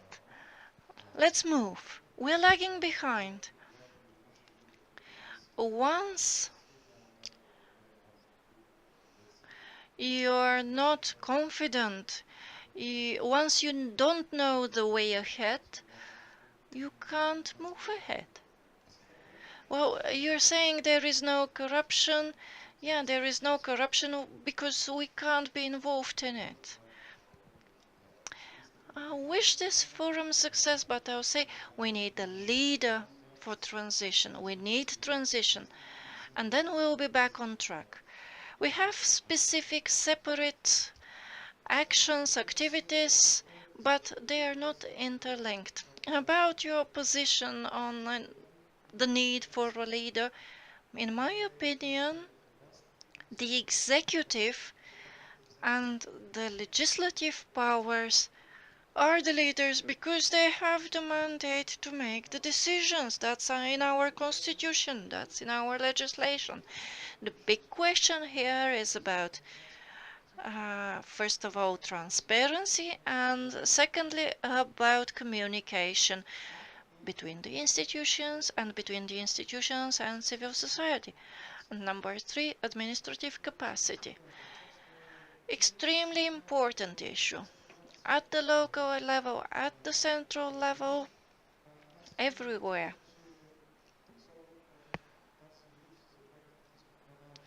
You were talking about the clarity of the way ahead. We're not clear where we are. That's what you said. I submitted a proposal to Parliament about a round table on energy, on the energy sector before the elections, that is to take place before the elections, because there are so many subtopics. We know who the leader is under law. It's the representatives of the executive and of the legislative power. But unfortunately, the results are not really positive. Anybody else? Questions? Because the organizers are really strict with timing. Over to you. Good afternoon, everyone. My name is Zsuzsa Piskut, and I am from Hungary, from the Northern Hungarian core region. Thank you for the conversation, the discussion. You shared a lot of useful information, and you were talking about the importance of to attract investors. And it is a quite challenging issue for us as well in Hungary. And I would be very interested that what kind of tools are in your hand at a municipality level, because in Hungary it is, how can I say, so the municipalities are eager to attract investors to the region. They recognize the importance of this, but they feel that they don't have tangible help, tools in their hand. So I'm very interested. Thank you so much. Да, значи въпросът специално към общините. So a question for the municipalities. What are the tools you have available in order to attract investors on your territory? Естествено, общините. Thank you. A very interesting question. Of course, municipalities are limited to an extent. It depends on the national level as well. Many investors may be attracted by low taxes, which is state policies. But at the local level, at the level of municipalities, perhaps good living conditions in the municipality are a stimulus for attracting young people. Investors, not only in Bulgaria, but in southeastern Europe, are looking for places where they have skilled, qualified workers, young people they can use to work in their flats. So if we have this investor looking for a place to build a plant, providing 1,000 jobs, he will need young people to work there.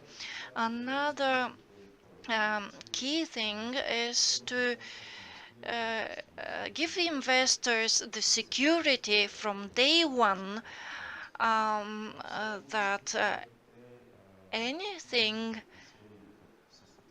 they want from the municipality will be prioritized and will be given a fast-track treatment. For example, we have these deadlines of 1 month to react with administrative procedure.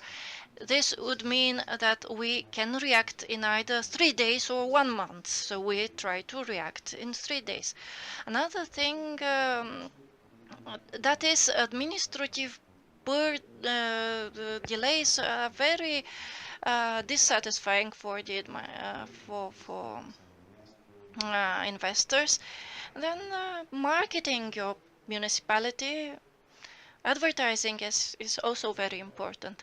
I could add, I want to say that I support my colleague. I fully support him. Hospitality, hospitable environment is very important.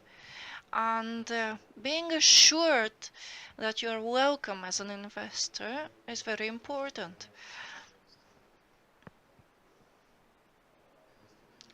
Administrative capacity, keeping to deadlines, the options we have in our municipalities to advise our prospective investors about investing, advise them about logistic options, about funding. I have a comment from a different perspective. I think it's really important to at the central level to give more options, more tools to the municipalities to adopt new legislation. We have laws. We have a national authority responsible for the investors, but we should indeed focus at the local level, at the municipal level. We should provide more tools, more powers to the municipal level to work with investors. So thank you. I'm grateful to our very well very polite panelists. We're only 3 minutes late with our agenda, which is perfect. Thank you for being with us in the course of this panel.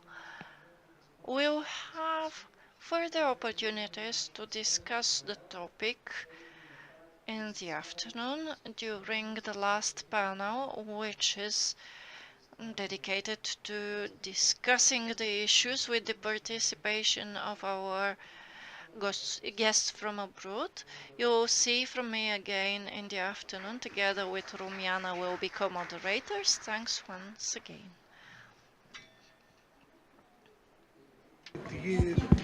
Само да ви поканим към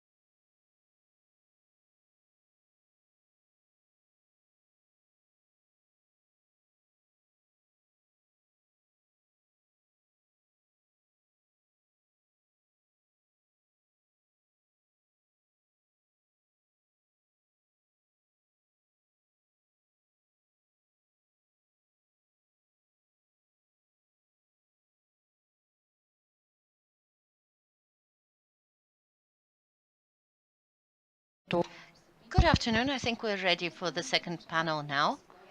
I'm just going to kindly ask you to sit closer to the front, please, so that the cameras will not be filming empty seats.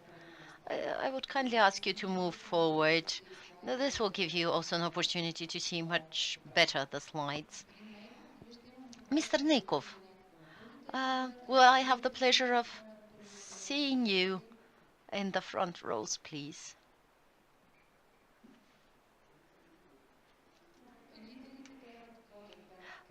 Yes, indeed, leaders have to stand in front and lead the way. It is very difficult to be a moderator after Sławczu. I've had this challenge several times already. I have survived, and I hope that this time I will manage as well. Let me say a few words about myself in the beginning, although I think that most of us who were present here in the morning know enough about me already. From the morning, my name is Rumiana Grozeva. I live in Stara Zagora. I love Stara Zagora. I'm an enthusiast supporting the future development of the region, maintaining its standard of living, its confidence in the future, but in a far more sustainable way as compared to what we have seen so far.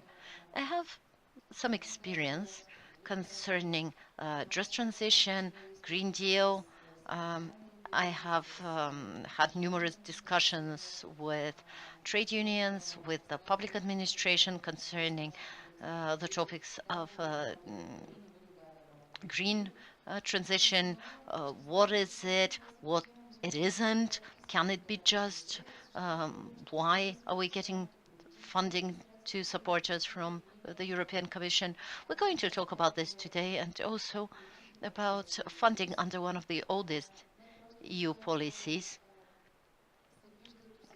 Not only because we can actually see results. In parenthesis, I'm happy to teach the subject at the Sofia University, and every time I tell my students about cohesion policy and how all this funding, which is constantly being discussed by politicians and media, I try to focus on its significance. And now I have the pleasure of moderating a panel where the speakers will be some of my long-term colleagues. Some of them I've already met, some I haven't. Let me just say that when we talk about cohesion policy and when we talk about the project funded under the cohesion policy, this is not an end in itself. The main objective of cohesion policy is to do away with the discrepancies and differences in the development of the different regions. This is regional policy, policy of cohesion, because it's planned on a regional level. Even if it's planned by the respective member state, it is applied in the region, and it is the regions who must be able to apply. As the mayor of Kyustendil said, their beneficiaries are rather in a tough spot because they find themselves in the same region as the capital, Sofia. And this makes their lives difficult, especially when they apply for grants. So let's make this clear at the start. These are not just some European funds that Europe wants to give us to pave our roads or sidewalks or something like that. This is money which is co-funded by us, Bulgarians, through our taxes, which we, as citizens, pay in the form of taxes to Bulgaria, and then Bulgaria pays as part of the European budget. So when we talk about European money, these are also Bulgarian money.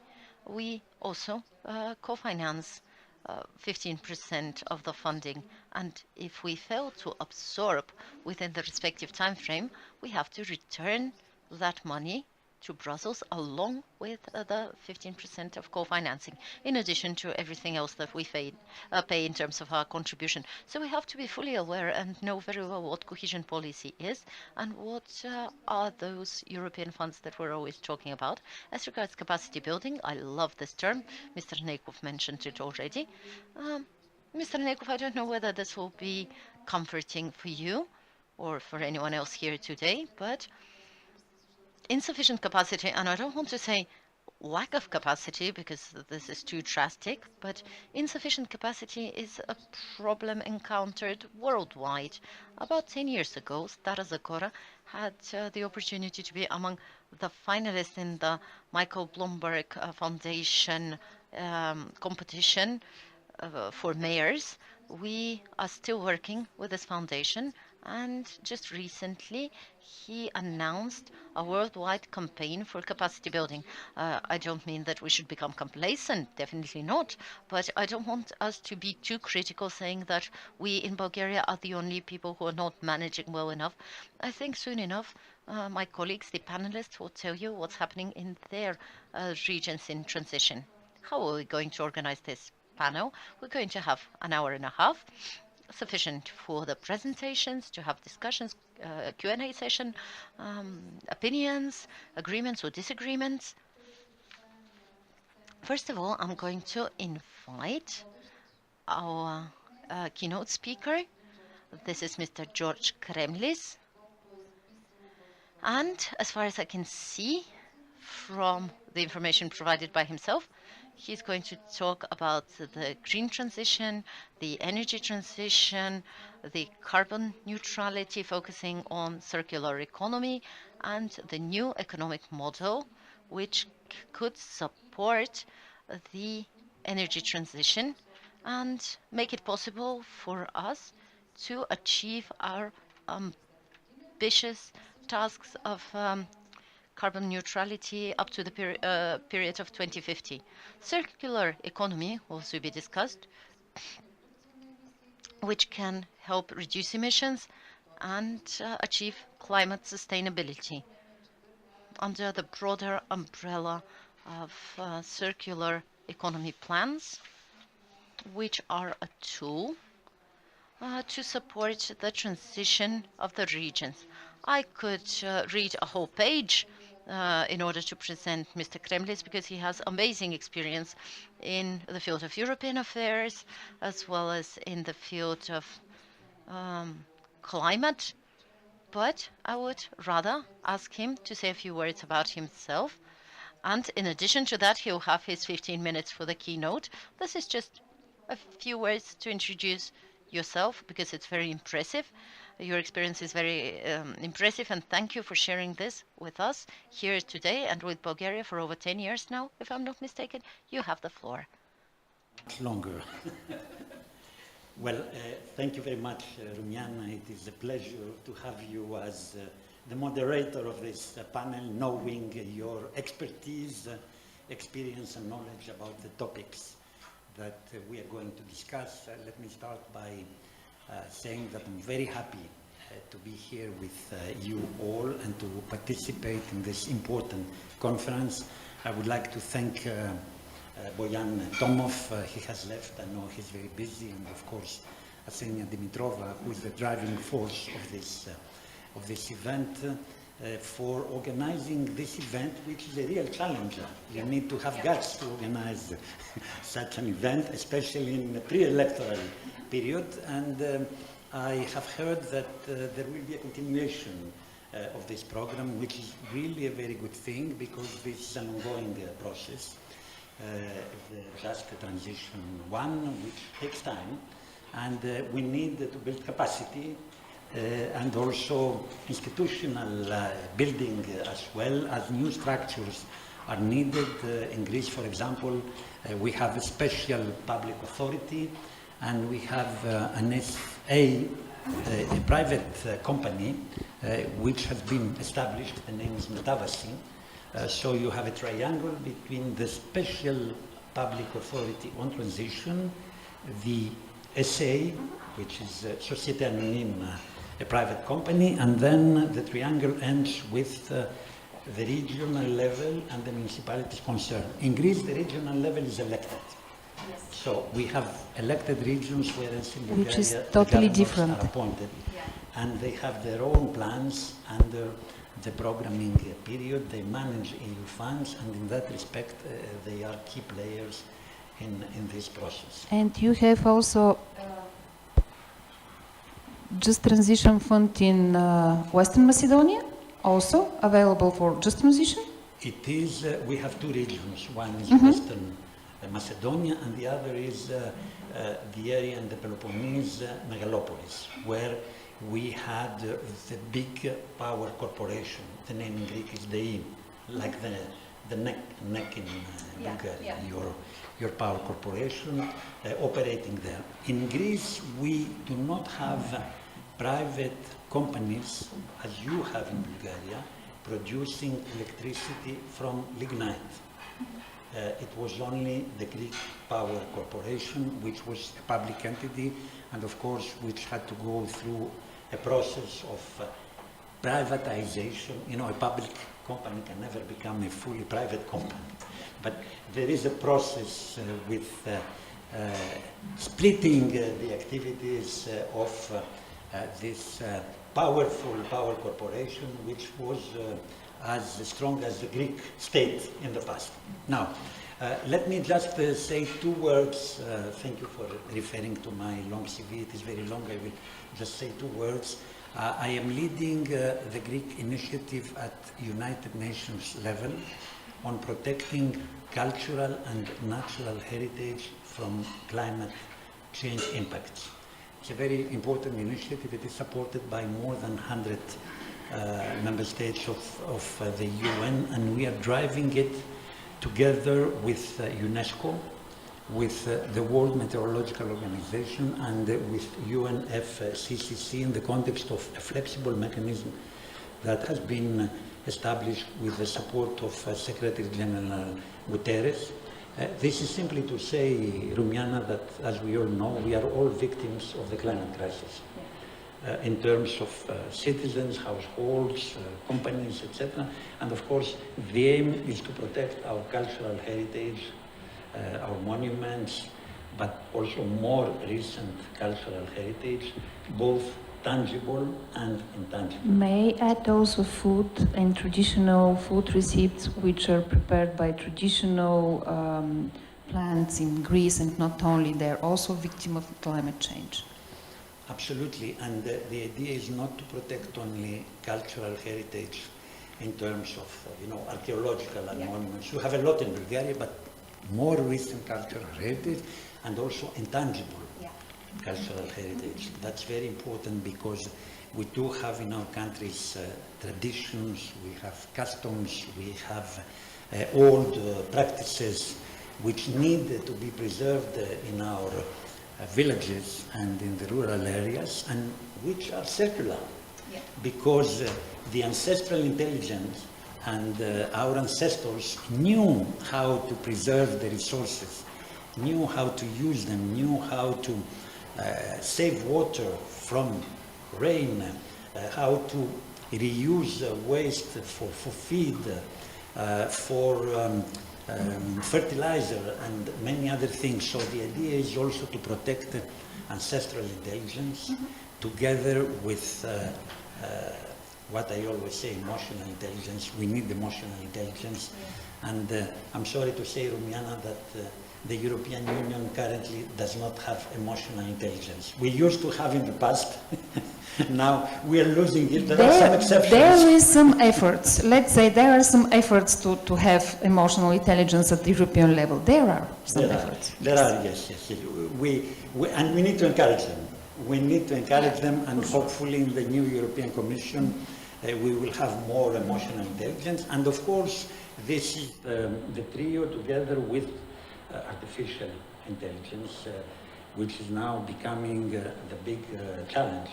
I believe the two big challenges, if you put aside the wars, which are polluting, destroying our environment, destroying our climate. I mean, we are trying to cut emissions, And because of the wars, the emissions are multiplying, and it's not only CO2 emissions, it is also emissions of dangers. And the last thing, I don't want to be very long, I am a member of the board of the European Public Law Organization. We have 14 member states.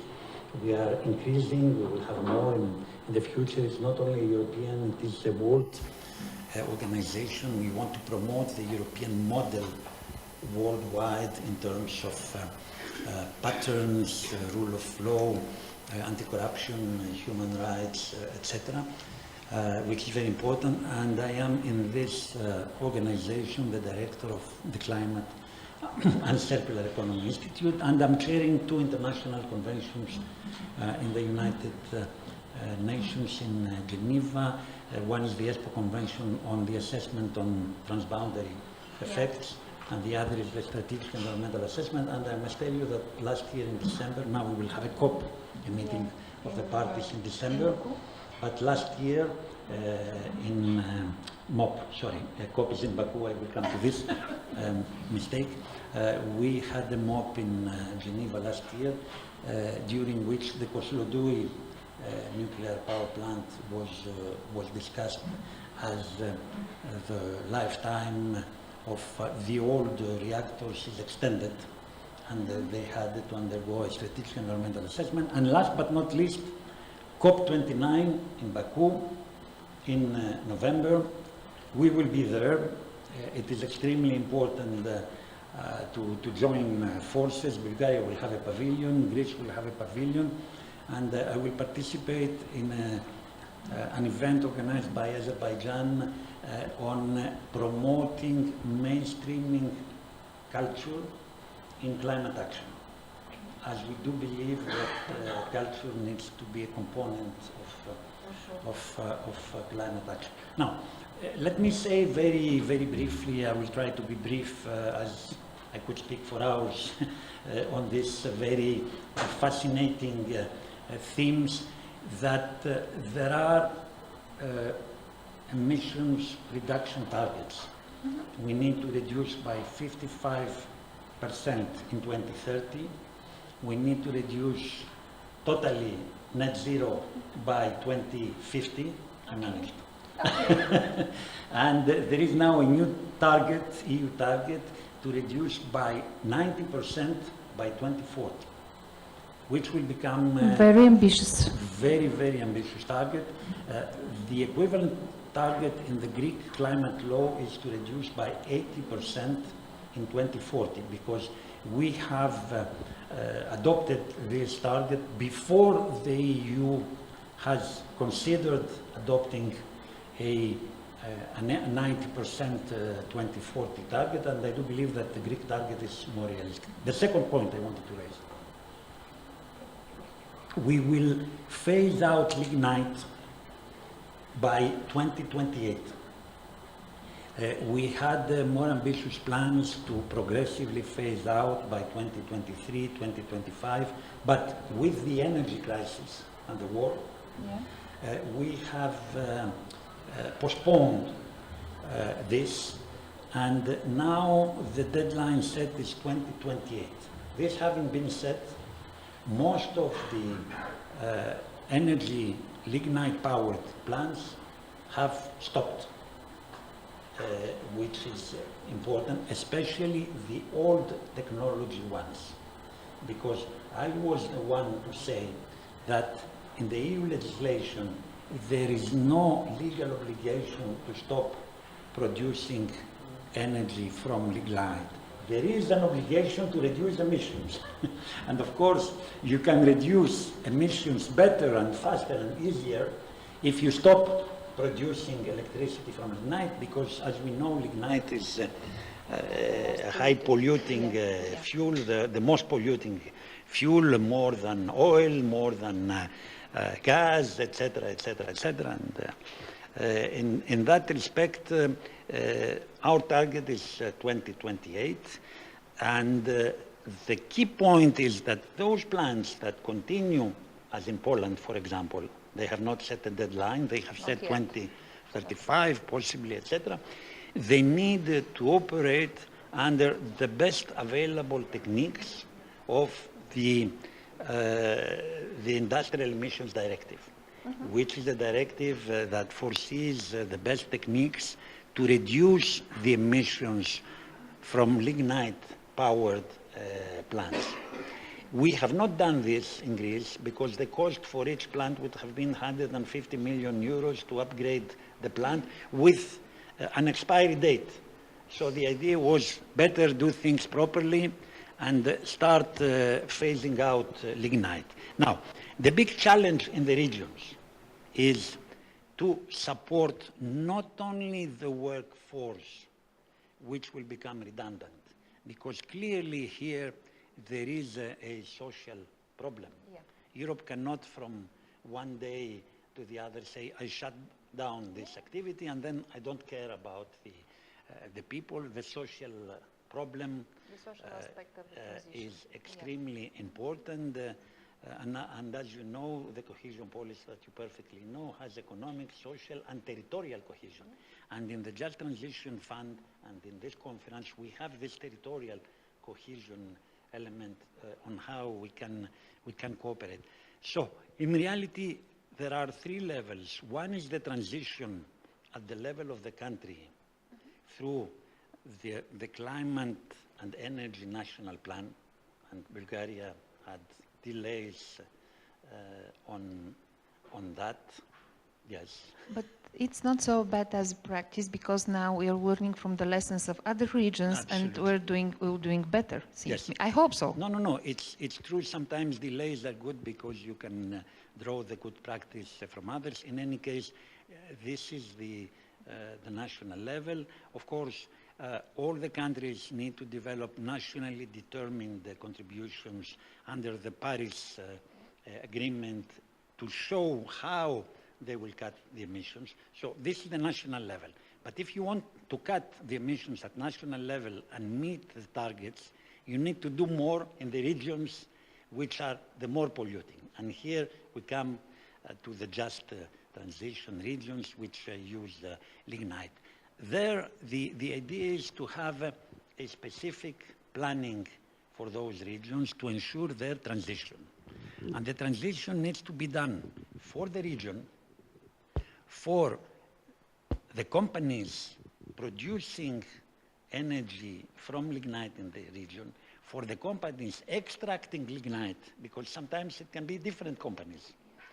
There are vertical organizations in some cases, but sometimes they can be different companies, for the people, for the workers in those companies, and then for the people living there, as the idea of the just transition is also to attract people coming from other regions to be able to live in an environment which will be healthy and good for them, and possibly to promote activities which were not suitable for a heavily polluted region. So in reality, you have different levels.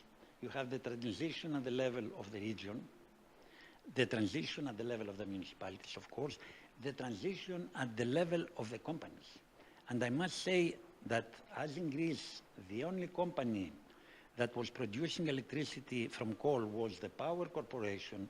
There have been special arrangements in favor of this company.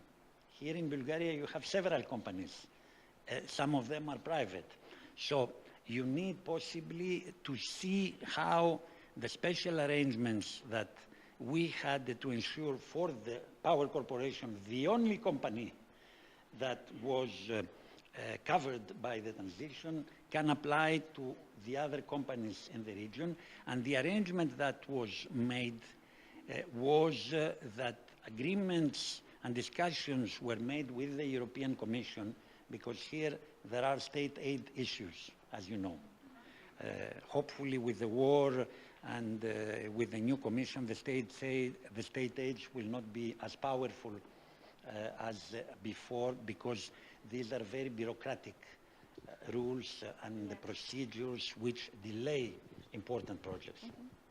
So there were state aid rules, but notwithstanding the state aids, Greece has managed to negotiate with the European Commission to ensure that our power corporation would get a very big loan to become green. So in reality, there was a transition at the level of the polluter, and here, of course, applies also the polluter pays principle.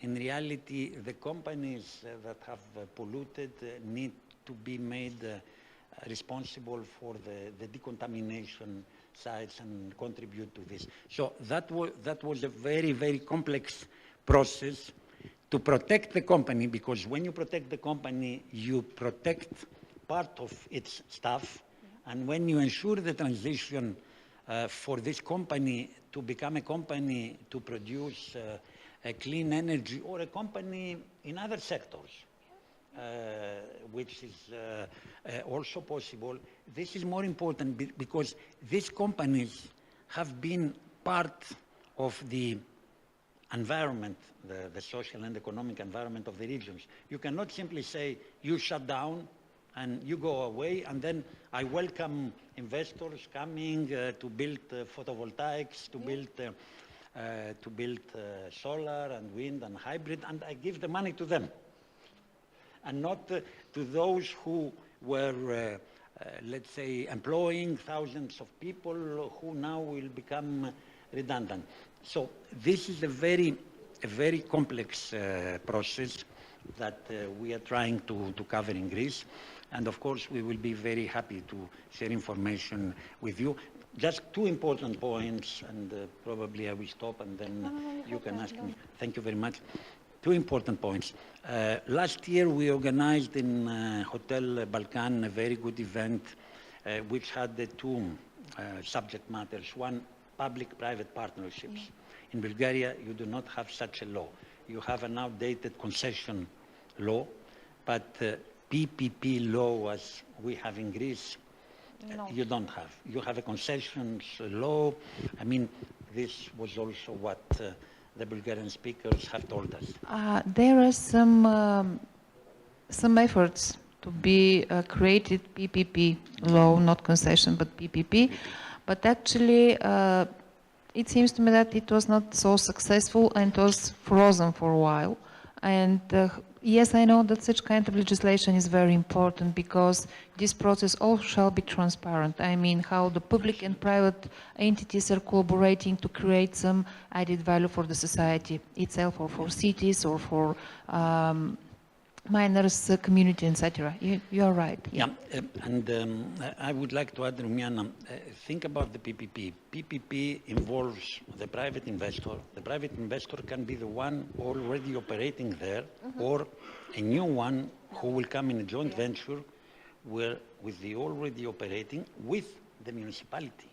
That is the advantage, because all these projects, especially renewable energy projects that will be developed in those regions, wind and solar, they do not necessarily reach the required public acceptance.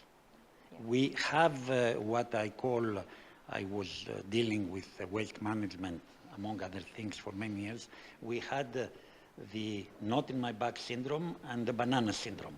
I don't want waste management installations in the region, etc. Now this syndrome has become renewable energy sources syndrome, because in some areas I don't like to see wind turbines. They are polluting, in inverted commas, my cultural environment. I don't want to have solar. They are distracting the birds. They are dangerous because there are repercussions on health because of, some not scientifically established narratives, disinformation narratives, which are playing with the fears of people. Yes. And this is why what is very important in the transition regions to do is a renewable energy sources spatial plan, to know in such a region where you will have solar, where you will have wind, where you will have hydro, where you will have hydrogen. Hydrogen is very important to be introduced in those regions. And of course, for those regions, it's extremely important to have pipelines, to have gas pipelines. Some people might say, but gas has an expiry date. I can tell you that I don't see an expiry date. The expiry date will probably be 2049. If we are successful with the 90% target by 2040, we will live with gas. Of course, many people say, but gas we are using is still Russian gas because of different market manipulations. But bear in mind that the gas pipelines that need to be built should be dual gas pipelines. So the idea is to build hydrogen pipelines which can accommodate in the transition period, we don't know until when, which will accommodate gas. And now the blending will be a common phenomenon that you can, in a gas pipeline, put also hydrogen. And as you know, the TAP, with the increase of the TAP pipeline and the IGB pipeline, the Greek-Bulgaria interconnector, we will have dual pipelines to be able also to have blended. So these are important considerations, and of course the decontamination element of the sites, because there have been heavy pollutions from the past. This, to be done properly, requires eco-audits. And the last but not least, whenever you have a planning instrument, be it a renewable energy plan or a rehabilitation plan or a plan to develop, for example, I was dealing with the Kalyakra case, and I was sorry to bring Bulgaria to the European Court of Justice for that case, which in reality was the case for 2,500 turbines on paper. In reality, only 400 turbines have been built, and Bulgaria has been condemned by the court as it didn't manage to defend itself properly, and as it didn't produce a plan which would have undergone a strategic environmental assessment. The secret is to apply for all plans the Strategic Environmental Assessment Directive and the SCA protocol at UN level, which ensures public participation. When you have public participation and the public is involved, you somehow avoid voices reacting afterwards. They can always react. We know that the Greens, especially in Bulgaria, are very active, even if they had participated in a public participation. But if you participate in a properly organized public participation with transparency, with all the data available, you minimize problems afterwards, and of course you speed up the process. And the very last point, in this law on just transition, we have also we also foresee a fast-track procedure for those projects which will be developed, because there is big bureaucracy on renewable energy sources projects in other areas of the country. For these areas, we have the fast-track procedures to speed up the transition, and of course to create the new businesses which will use the workforce that was working in the mines and in the power, coal power companies. Okay, yes, there are a lot of similarities between Stara Zagora and Kozani, Western Macedonia. Yes. We're cooperating very well with this region, with Just Transition Fund, with the University of Western Macedonia. We have several joint projects. We are starting new one focused on green hydrogen mobility with Peloponnese region also. But could you share your, how to say, advices, recommendations to Bulgaria, how to deal with this very hot topic that you already marked in your speech? Legislation, involvement of publics, broad involvement in publics. Yeah. I do believe that, I'm not claiming that what we are doing in Greece, we have been the first to do it. I'm not claiming that this is the best practice, because you learn by doing, yeah. As you have said, and when you start doing things, you understand where the weaknesses are and all these things. And of course, the structure of Greece, we have the regional level, which manages EU funds which is elected. Yes, and which is elected, and which has a different legitimacy. So, but still, I do believe that some of the legal solutions that we have established can work in Bulgaria. For example, the special public entity, because you can have this special public authority, which can be an authority from the Ministry of Energy, people from Ministry of Energy, people from Ministry of Environment, from Ministry of Welfare, Labor, etc. Depends on how you want to shape it. The representative who is appointed of the region, and of course the municipalities. And then you can have a private company, as we have the Metavasi, which means transition SA, to do the job, let's say, the operational job also with the EU funding. Because the EU funding is important, and the EU funding needs to be targeted. It needs to go both to the companies that are making the transition, to the workers, and to those that are coming to host the workers. So it is a complex. It is a complex process, and of course we are not talking only about the Just Transition Fund. In the morning you have referred to the Recovery and Resilience plan, because there can be funds also. And other cohesion policy instruments also available, tools available on regional level, yeah. Absolutely, and these are important. So in reality, those regions need to be connected.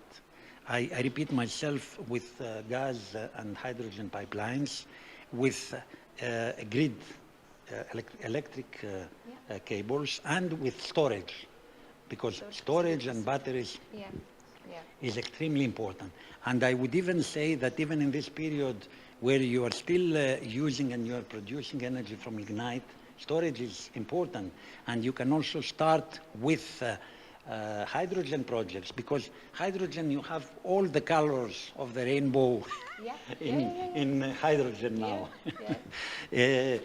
We are talking about green hydrogen, but you have gray, blue, etc. You have many. But it seems to me that the Commission considered recently clean hydrogen, because gray hydrogen also could be net zero.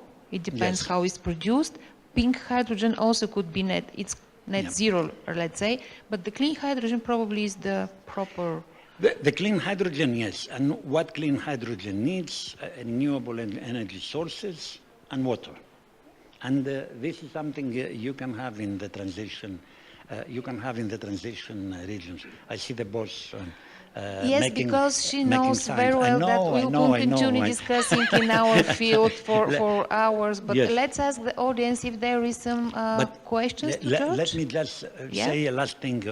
Even with the lignite power plants, you can now produce hydrogen and SAFs from the emissions of the chimneys.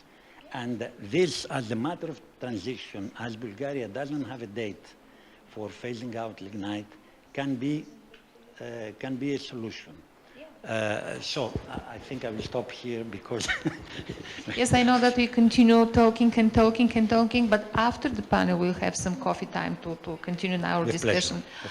So any questions from the audience, or no? You are very clear in your speech. There are no. I think there are a lot of questions, but they would like to hear the other speakers. Yes, but Mr. Nekov has a question.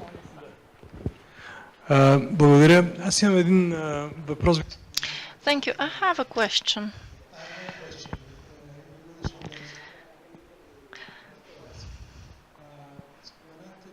So you've mentioned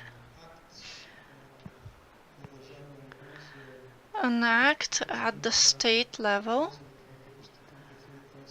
a law or a decision to stop using lignite coal by 2028. Is it a law? Is it a decision? What type of government document this is? And my second question is as follows: have you studied the public opinion with regard to this decision to stop using lignite coal? Thank you. We are opening a big discussion here. Let me ask briefly.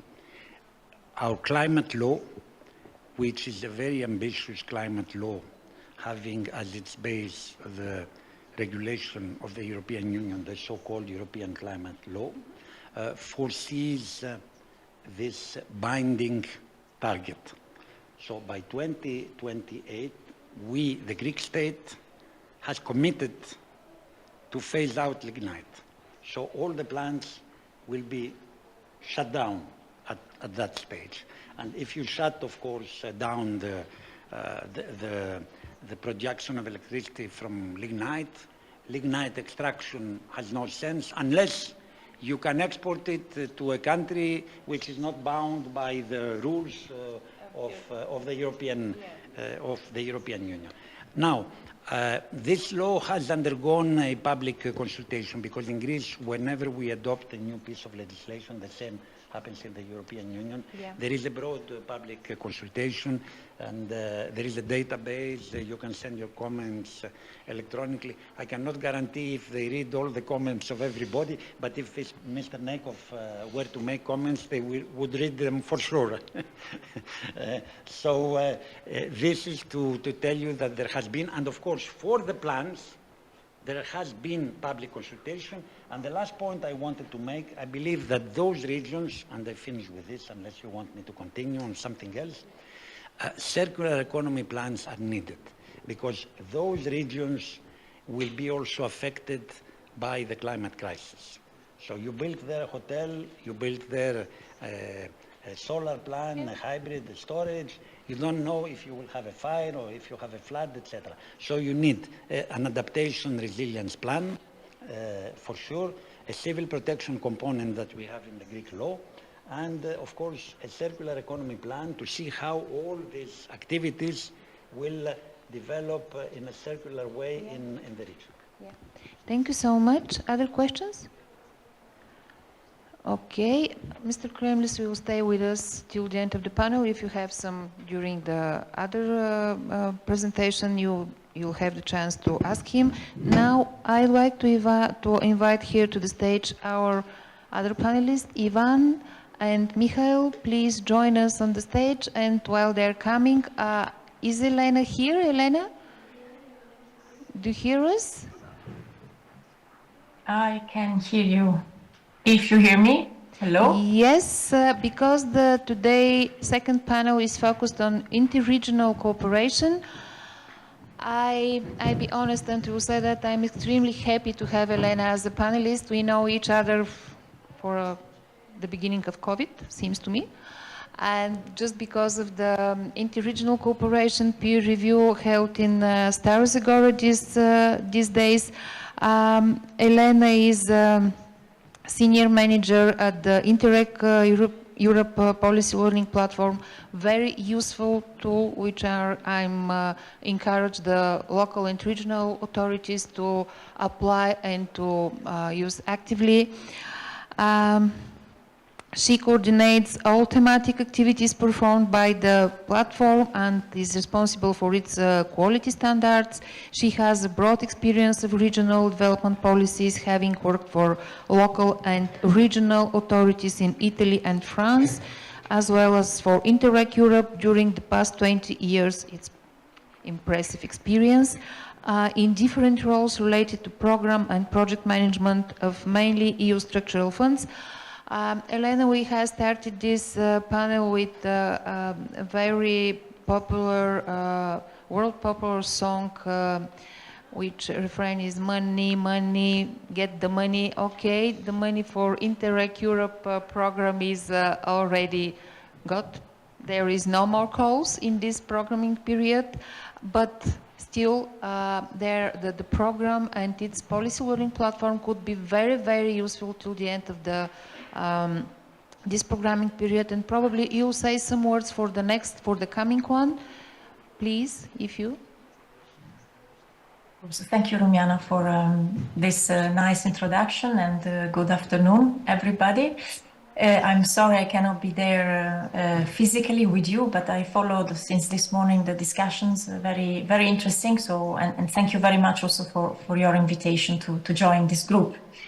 I am here today indeed to present a little bit the program Interreg Europe and the possibilities that still the program offers, even if indeed there is no more money, but there are still a lot of opportunities for you to use. And in particular, of course, on the topics that you are discussing today. I will share now, if you don't mind, some slides, because then it's maybe easier for you to follow.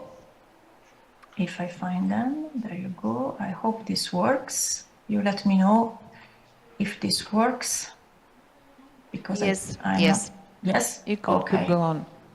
Very well. All right. Then I think I can also do that, maybe. All right. So I have to start from the beginning, but I think this audience knows already what is the cohesion policy. It has been mentioned several times today and just earlier, a few minutes ago. This is one of the most important policies of the European Union. And it's there to say, with this noble objective to create a balanced development across all European regions.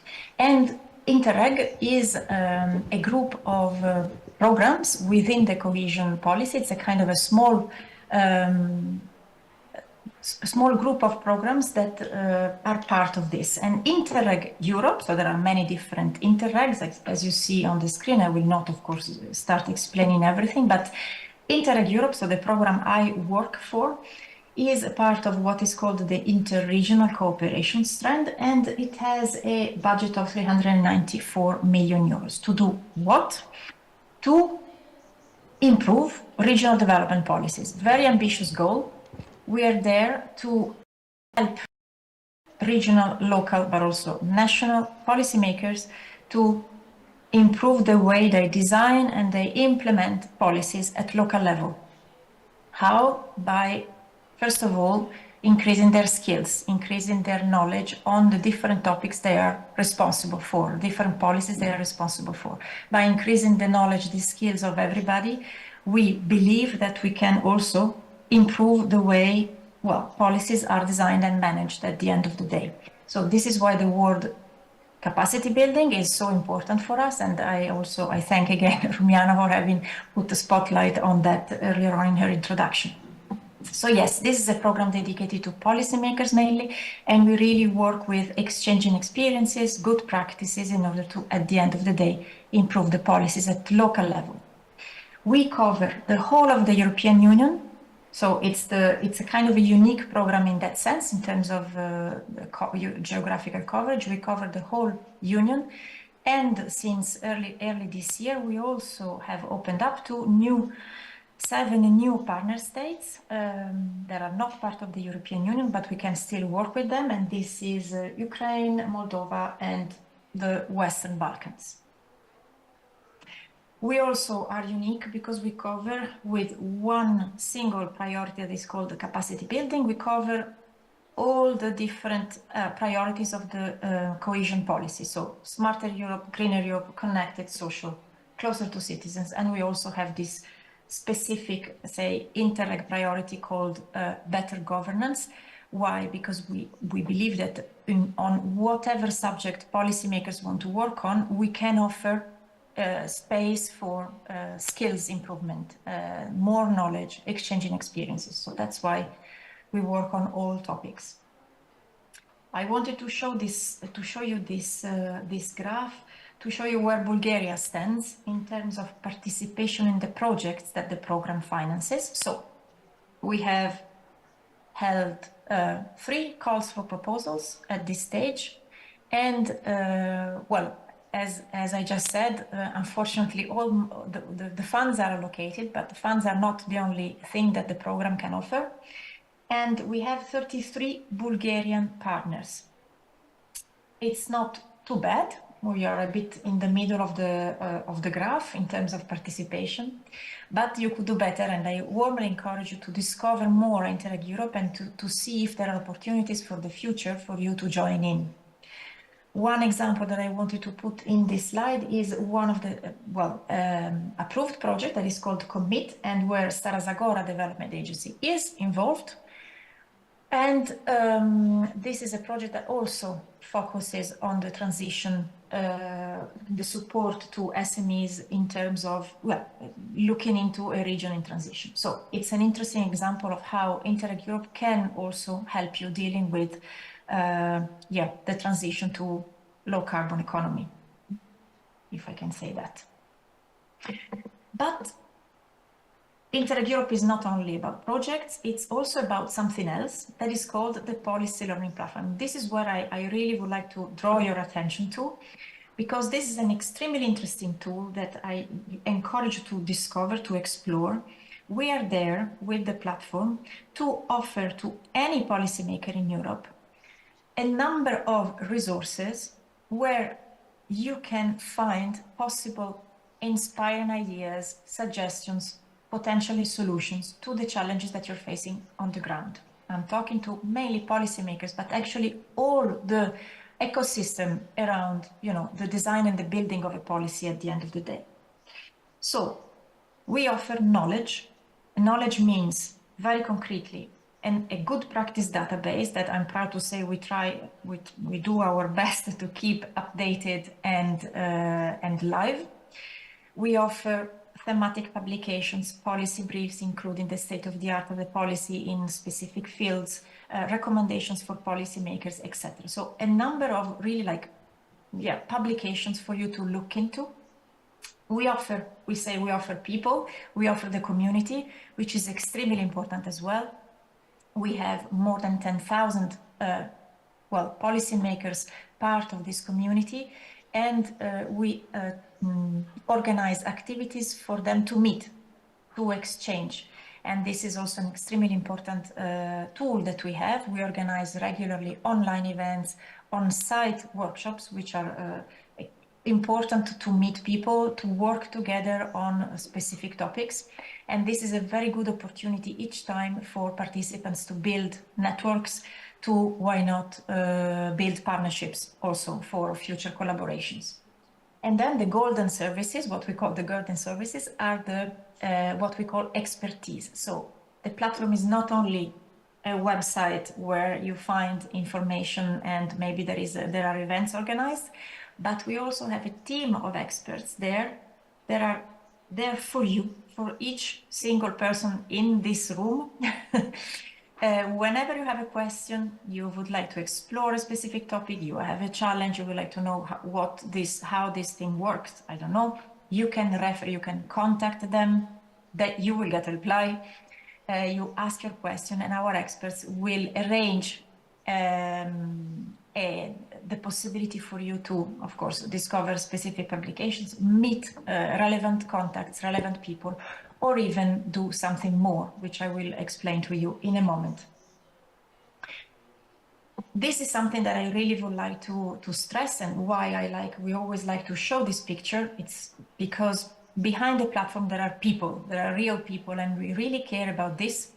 Talking about emotional intelligence, by the way, for us it's extremely important because we care about the fact that there is this human work behind the platform, that you can really genuinely talk to people and you get some support straight away. So this is really the strength, I believe, of this policy learning platform. This is the team of experts that runs the activities. They all have expertise on different topics, and they accompany you whenever you need to look for specific information. As I said, the platform is also it's a very simple thing. It's some web page on the Interreg Europe website. You can search very easily with your keywords that you're looking for, and then you get a number of resources that you can look into. But if you're lost, if there is too much there, if you don't find what you're looking for, this is the good thing. You can send us an email, pick up the phone and call us, and we guide you through this big bulk of information, and we select for you the most important, the most relevant things for you. Good practice database. Okay, this is just to show you how it looks. Very easy to look into the practices that you may be looking for. And some examples of the resources that you can find in the platform. I'm happy to say that, well, when I built this slide, I imagined what could have been the challenges, of course, that are linked to the just transition.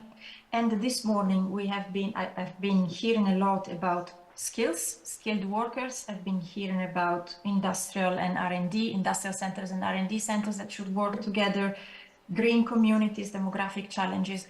All these topics are there because, as Rumiana said as well, you are not alone. Many other regions in Europe are facing the same challenges. Of course, you know that. What is nice is that they are all there. They are all in Interreg Europe. They are all discussing in parallel, as much as you are, the same challenges. And this is the beauty of it. We can get in contact with them. We can make you talk to each other, and maybe while discussing, while exchanging, you can learn things and, well, you know, put a little bit like a new brick into your policy process in order to go in the right direction, learning from the others. What's next? In terms of events that we are organizing, I think it's interesting also for you to look into this, because you are very welcome to attend, you are very welcome to participate. I just listed the workshops or the physical events that we are organizing. Some of them may be really interesting to you. We are going to Bilbao in November to talk about industrial transformation towards the triple transition. This is mainly dedicated to SME support, but also in general for innovation ecosystem, the link between university and industry. It's basically a joint event together, first day and second day, 6 and 7 of November. We are going to Skopje in North Macedonia, discussing again innovation ecosystem in an emerging context, emerging innovation regions. So again, you are very welcome to join over there too. And maybe, I'm not sure you're interested in alternative tourism, but you're certainly also interested in energy communities. We have been discussing this morning green communities, a very similar topic. And we are going there to discuss this in Budapest next 4th December. So take note of these dates, look into our website, look at the agenda and see if you're interested to attend. I'll be happy to give you more information about all of these events. I'll stop you here. Yes? Yes, because we going to the time, but I saw now the peer review, something which is very, very important as a tool. I could tell more about the experience of the agency and Staro-Zagora region, but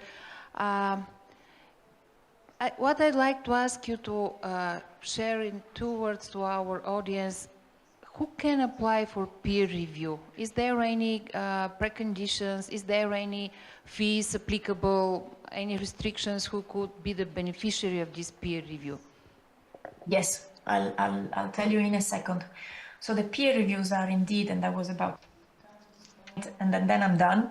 The peer reviews are a specific service of the policy learning platform that is dedicated to one specific policy challenge in a territory, in a region. So you can, any policymaker can reach us for help and ask for a peer review. What it is, it's a 2-day meeting. Very simple. It's a meeting. It's a working meeting where we discuss in depth a concrete policy challenge, and we bring, beyond the experts of the platform, we bring a number of peers. Peers meaning some relevant, competent, with the exact needed expertise, representatives of other organizations in Europe that can come and help finding solutions, inspirations for the regional policy challenge that you may have. So what do we do? Anybody can apply for to have a peer review. Any policymaker can apply, and we do the process from A to Z. So we organize the meeting, we call the peers, we do basically all the thing for you so that you have a package and you can just benefit from the knowledge that comes to you from Interreg Europe. We have had already 80 81, it's actually 82. Today we are doing a peer review in north of France discussing floodings. We had several peer reviews already in Bulgaria, but there is one that I would like to talk to you more, and maybe Rumiana can help in a moment later on, discussing the just transition already. And so you know that we have already done several of them, and yes, with quite some success. People are rather happy. This slide is to show you how easy it is to actually apply and have a peer review done. It's not a big application, it's just a 2 pages document where you explain your challenge, where you explain your need, and then we take it from there. We organize everything for you. And this takes about 3 to 6 months to organize all together. So it's rather a quick service and really efficient. So what you need to do to ask for a peer review, you just contact me or any other policy learning platform expert. You can apply anytime. There are no calls, specific calls with deadlines. It's an open service that is there for forever, I hope forever. We do the assessment extremely quickly, and in part, what is really nice is that this peer review is really tailored to your needs. You have a specific question, something that you would like to have advice on, and we are there for this. All the costs are covered by Interreg Europe, which is also nice to know, I think, for you.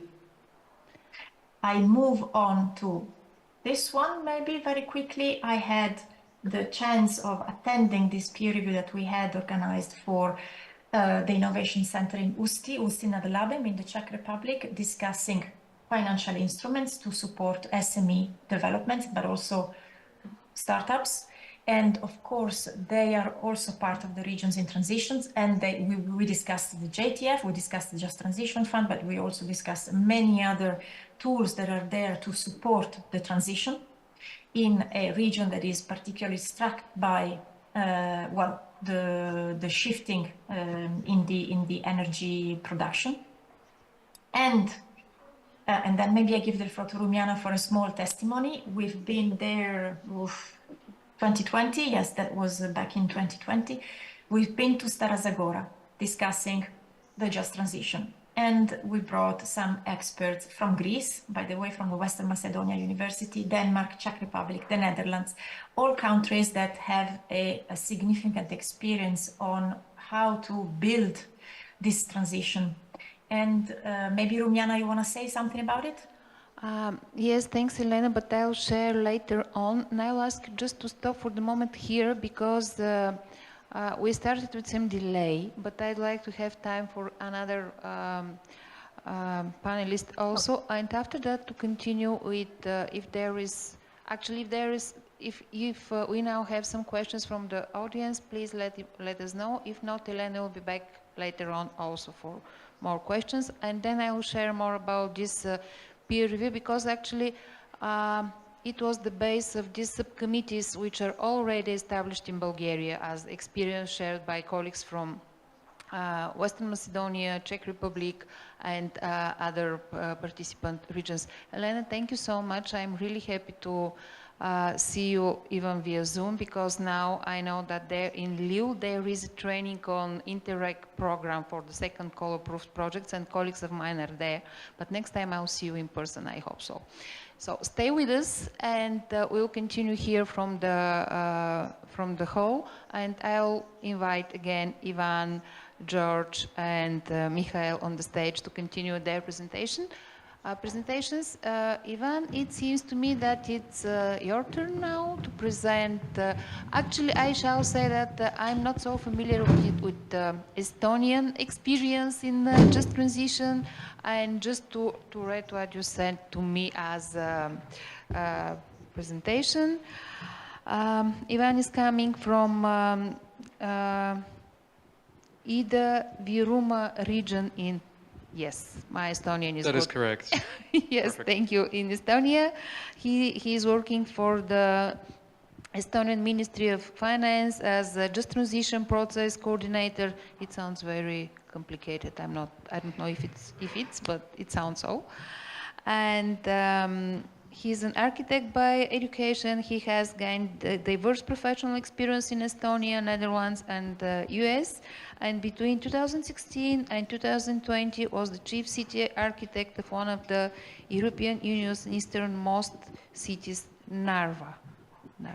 I've been only in Tallinn several times, but I mean, life is long. You'll be able to I see have Narva time as to well. come. Okay, thank you. So the floor is Yeah, yours. I think I'll stand if you guys don't mind because we've been sitting quite a lot. How do we switch with the slides? With this? I pointed at someone over there and then it changes. All right, sweet. Anyway, yeah, hi. So I'll be brief. I think we're running a little late. So thanks for the intro. It's a pleasure to be here. Haven't been to Sofia before, to Bulgaria before, so amazing. Thanks a lot for inviting. I'll just tell you about how we've set up the process of implementing the Just Transition Fund in Ida-Virumaa. I mean, when we communicated with Rumiana before the panel, she wisely advised me to zoom in specifically on this aspect. So how do we actually coordinate, or how do we set up the mechanisms so that we run the process smoothly? That's what I did. I hope it's helpful. But a few slides in the beginning, just for you to sort of orient yourself as to the region I'm talking about. So there we are, Estonia, on the, let's say, the eastern front, right there. Estonia's Ida-Viru region is bordering Russia, so that must be exciting for us. And the border, it's the border region of the EU, it's the border region of NATO. You can understand in the current situation what kind of stress the local population is under. On top of that, we're transforming the educational system. We used to have a two-language system, Russian and Estonian. Now we're doing only Estonian, so that's another transition. And then the third transition is the climate transition. So it's a lot of transitions for a single region. It's a lot of fun. Not at all. So it's a lot of stress, really. The incomes in the region is small. I mean, depending on different countries, obviously, but in our case, it's just a little over 130,000 people in the whole region. Incomes are quite low, salaries are quite low, and unemployment is quite high. So like a typical mining region in transition, sort of, right? So with the additional bonus of being almost Russian-speaking totally, and being on the border with Russia. It's been highly dependent on the large industry ever since the Soviet Union. So, I mean, the entrepreneurial spirit of the local people is not really what we see in, for example, Tallinn, which is very start-up-y, very entrepreneurial. You must have heard about it. Narva and the region around it, Ida-Virumaa, is nothing like it. So our challenge is to phase out oil shale. Oil shale is not coal. Oil shale is slightly different. I usually visualize oil shale as a sponge with water in it. So you have the sponge, which is the rock, and then you have the water, which is the oil. And so what you can do is you can burn the sponge with the oil in it, and then that's the way you get electricity. Or what you can also do is you can heat up the sponge, and it's going to start bleeding oil.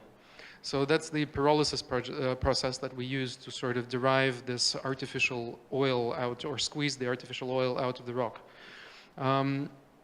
That oil is used mostly as bunker fuel for ships, so fuel.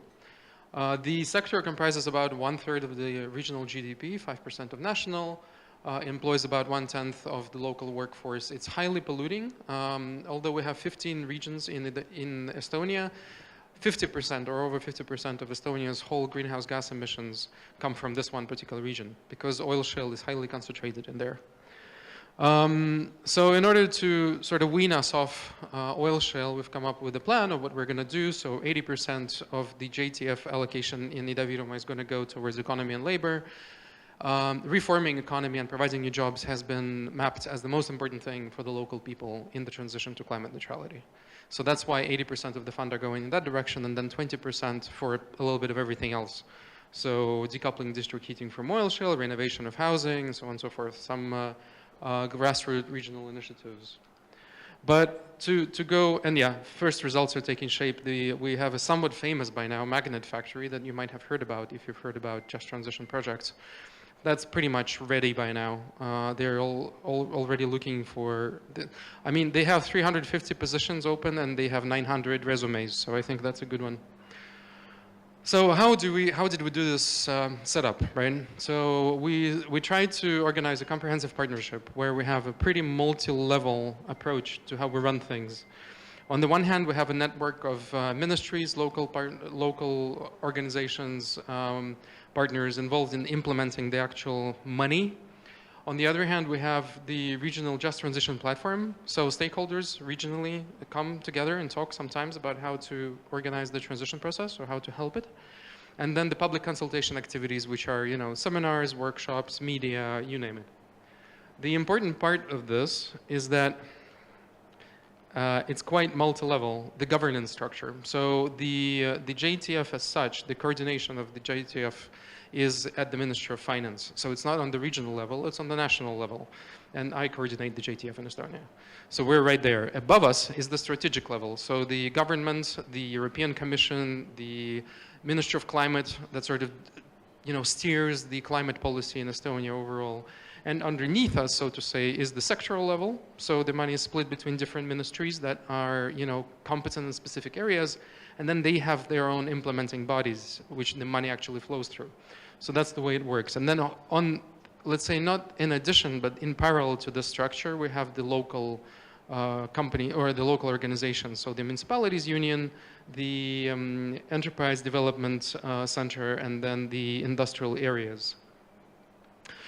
The important part of managing the transition in Estonia is the steering committee. So the steering committee is set up by the Ministry of Finance. So it's on the national level, but it includes all of those stakeholders. So we have a bunch of ministries, obviously, but we're also happy to have some parliament representatives, which is very good. The parliament representatives who come from that region, they, you know, are involved in this process.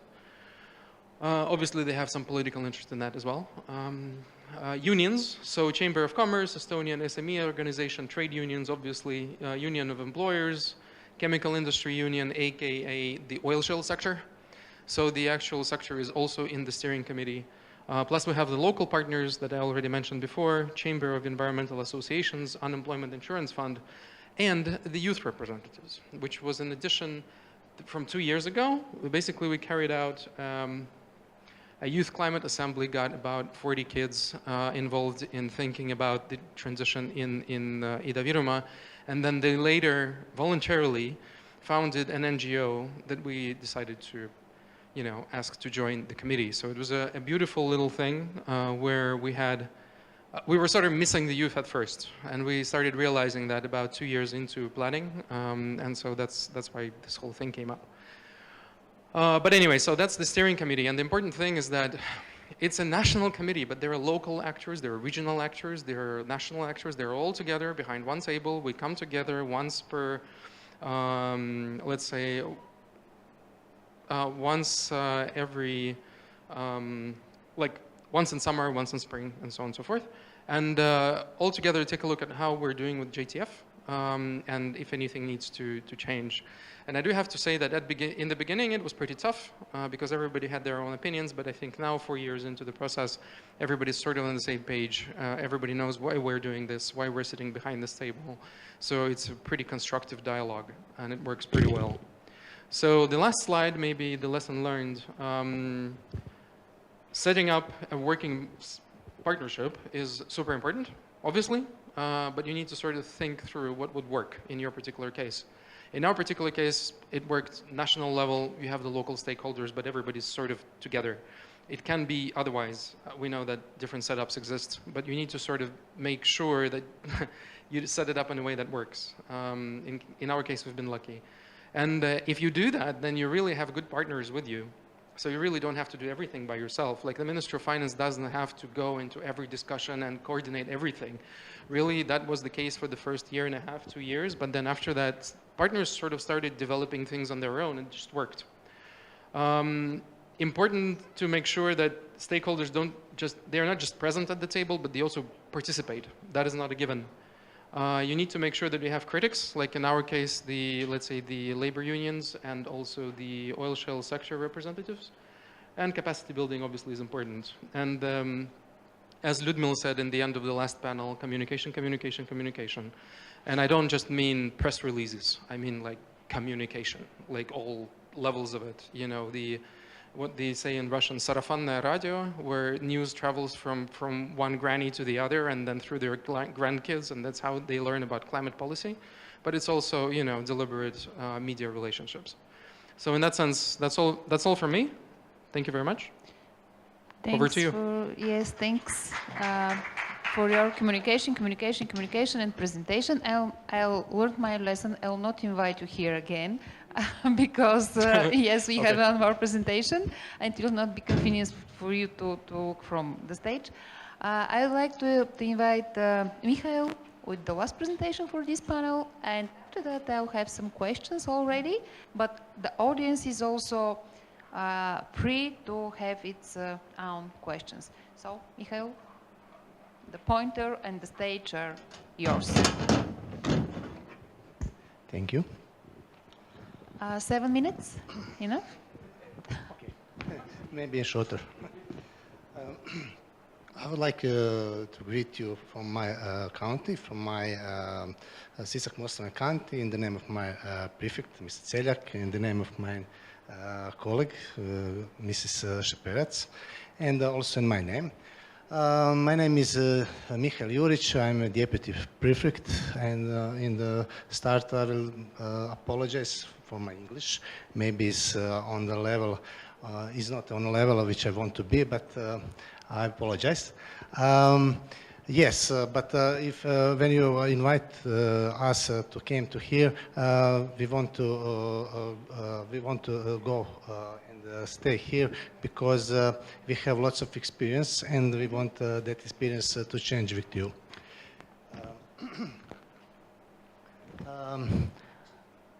We come from Sisak-Moslavina county. Our county has 7 towns and 10 municipalities. You can see that is south from our capital city, from Zagreb, about 40 kilometers. What I must say that our unemployment rate a decade ago was about 30%, but today is around 10%. Decrease of our unemployment rate is partly due to employment, our economy, but also immigration is very present, and especially young people, and that's our big problem.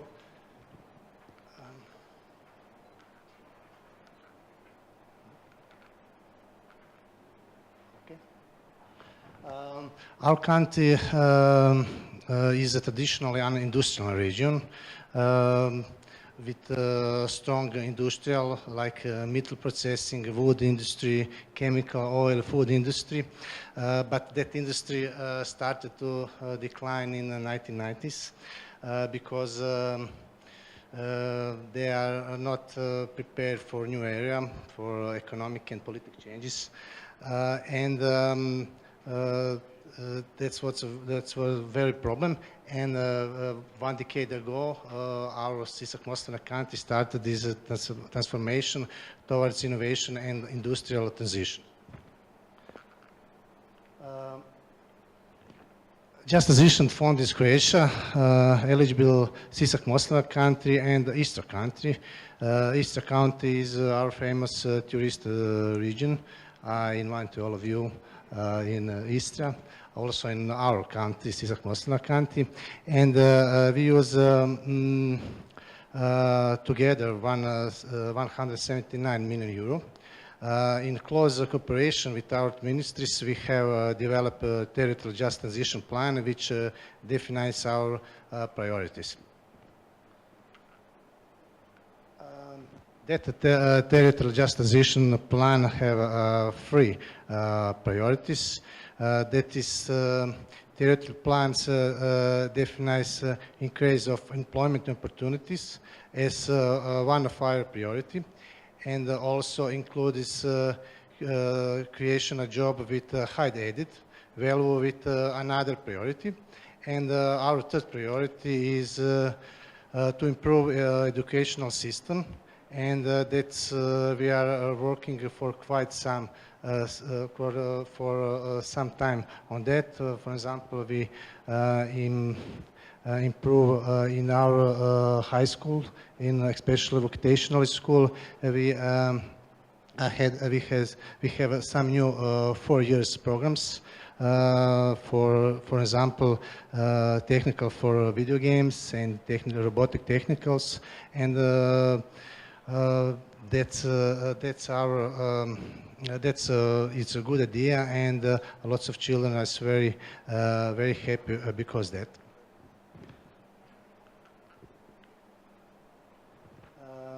Operations in Sisak-Moslavina County financed through GFT.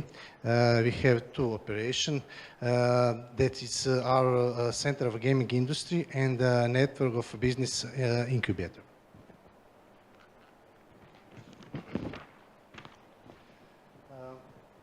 Our Center of Gaming Industry. The first project involves in development of a gaming industry on which we start in 1960. The reason is immigration of young people, high employment rate, and why gaming? Why gaming center? Because the gaming market was growing very fast and still growing. And it has an opportunity to create jobs with add value and to return young people to region and to boost region economy in a fresh and innovative way.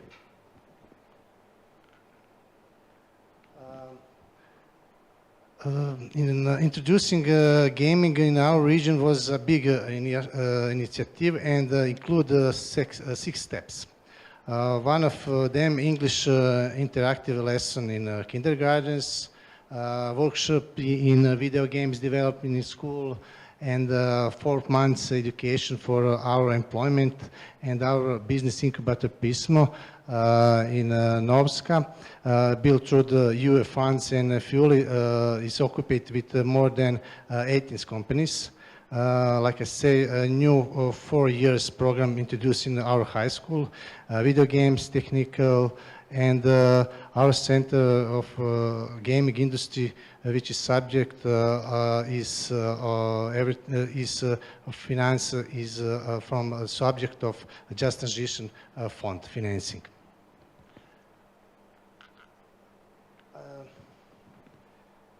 This is a few pictures, our incubator Pismo, showing some startups. I must say we have 18 startups in our incubator. One of them have always over 10 employees. And on these pictures you can see our equipment on our space.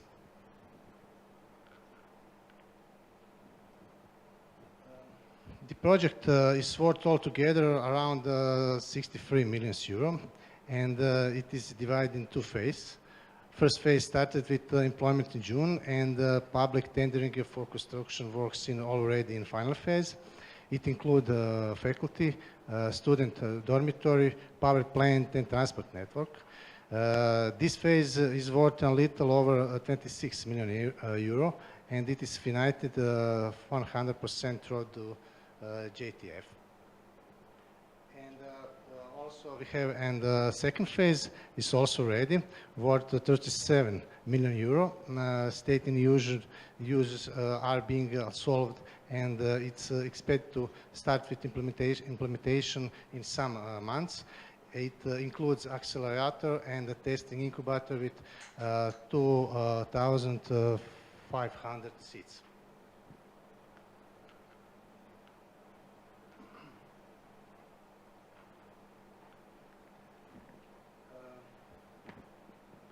Also, on this, this is how our future center will look like.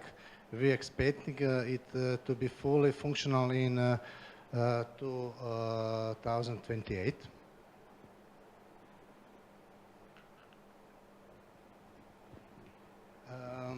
This network of our network of business incubator. Also, this project is also in all over is finished. It will be divided in three phases. It includes 4 incubators. 3 of them are in our capital city, Sisak. One of them is our smaller city. From JTF, we have received 26 million euro for them, and the rest is a natural contribution.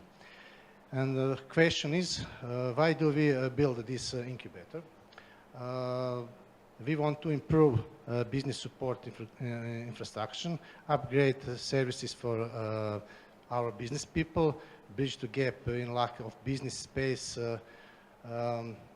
especially because we have in 220 in December strong earthquake in Croatia, and because that we have a strong earthquake in December of 2020 years. Also, exciting business incubators are fully and do have not any more space for our new startup. This is our visual, one of our incubators. As you can see, it will be modern, yet will incorporate it in the city's life. All incubator will be aimed at different type of industry sectors, such as construction services, wood industry and design, metal processing, and new industries. Especially, we want the STEM area.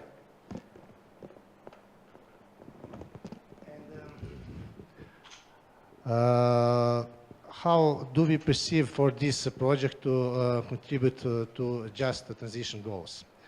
They are motivating use of new technologies in order to boost productivity. They are introducing IT in sectors they didn't not use it. They employ people that they lose jobs due to industrial transition. They help to decrease unemployment rate and immigration rate, and the GDP growth in Sisak Muslim economy is stimulated. Of course, and lots of another good things for us, especially digital connectivity, digital services, reducing of greenhouse gas emission, and etc.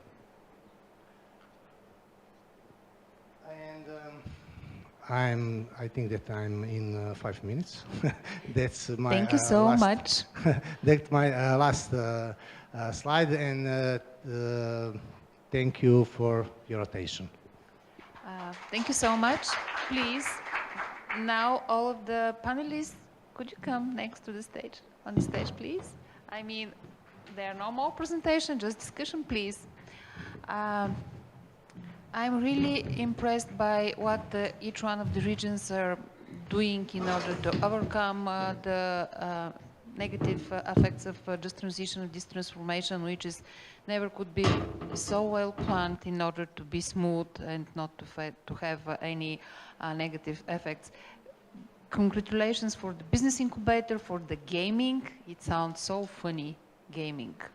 All of us would like to do this. But I have one common question to all of you, and thank you very much for Mr. Stefanov that he's still in the hall, because just transition plans are quite typical for all the regions in transition, because the European Commission has its own framework, how they to be planned, how they to be built, the rules are one the same. But what I'm curious to know is the just transition plans of your regions allowing to have inter-regional projects, inter-regional partnership to be funded within the plan or no? This is something very important, because in case the Interreg program for the moment no more funding for next calls, of the 10 billion euro will be spent. In case there are other inter-regional programs as Interreg Med, Interreg Danube will be completed also as calls within next months probably. How then this interregional cooperation could be funded? I mean, if the just transition funds are not open for such cooperation. Do you know? Do you have idea if your funds are open for such kind of projects? I mean, if, for example, Stara Zagora region decide to apply with the CISAC region to extend this network of business incubator, is it possible the CISAC Just Transition Fund or Croatian Just Transition Fund to fund such kind of partner project, or no? Yes, we think that is integral cooperation, something what is very important, very important for us. Our region works closely with some another, for example, non-EU members, for example, Bosnia and Herzegovina, Montenegro, and we have implementing lots of projects with them. And also our incubator PISMO is European Digital Innovation Hub, and partnerships with we have partnerships with all over EU in all over EU are made, and we have and something cooperation are still is being negotiation, and we think that is good exchange, good practices are very important for us, very important for region, and this forum like this is very important to exchange good experiences, and I think that is very important for all of us. Thank you. Ivan? In our case, we used the different facilities that are provided by the European Commission, like the different types of technical assistance. So, I don't know, groundwork, peer-to-peer, JTF peers, or whatever. Yes. So we used those, a few. So that's been the international aspect in our JTF process, yeah. Okay, George? Yes, I think, yes. I think that we do not have common borders in our regions concerned. No. Yes. Otherwise, we could have used Interreg as an additional tool, the cross-border Interreg, to promote and support that. Of course, exchange a good practice we can always make, and in that respect, we can always sign a memorandum of understanding under the technical expertise and so on. And another possibility is for larger projects, for example, for a big hydrogen project, to have it under Hydrogen Europe, or to have it as a project of common interest, where we can join forces from different parts. We don't need the cross-border dimension to develop such a project to benefit from connecting Europe facility, for example. So one needs to be inventive on the various possibilities that can be used. Thank you. Just one question to Ministry of Regional Development and Public Works. Господин Стефанов, нашия Just Transition Plan позволява ли партньорски международни проекти? Does our transition plan allow for using for interregional cooperation? Thank you for giving him the mic, Senior. It's abuse of power on my behalf. No, it's Mr. Stoyanov. You made a mistake with the name. We don't see a problem with an interregional project. Our plan is quite general for all the three regions. So anytime a region decides on interregional cooperation projects, funding will be provided. Also, the plans are similar for the three Bulgarian regions. You mean that the three Bulgarian regions can cooperate with each other, but can we cooperate with regions outside Bulgaria? No, rather not. The plans are for national support. To do so, but you, as George said, we have common interest projects. We have Horizon Europe. We have Erasmus Plus probably also is an option. Okay. Asenia? На време ли сме? How are we doing with the timing?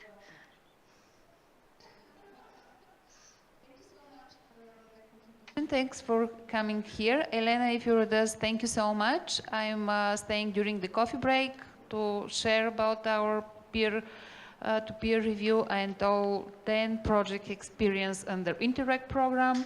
And 15 minutes, and if Slavtra is coming back, we'll moderate together. If not, probably I'll be by myself. Thank you so much. I thank you. May I ask for a picture with my family photo? You should be in the middle. Okay. On the stage, probably? No, the left. Okay. Here. With all of us. All, of course. All of you, all of you. Okay. The gentleman in the back. You guys color correctly.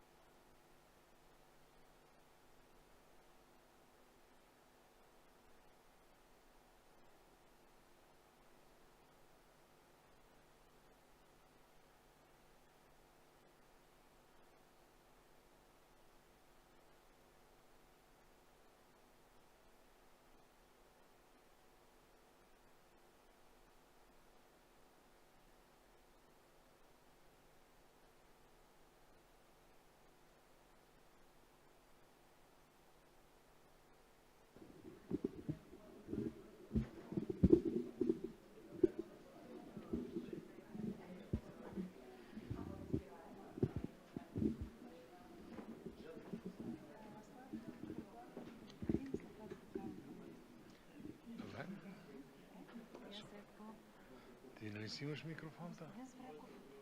Може ли да направите една... Види се тук заедно пеем.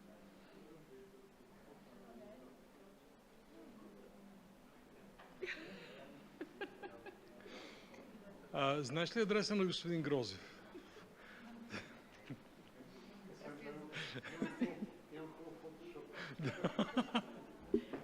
Добре. Години воевода. Да.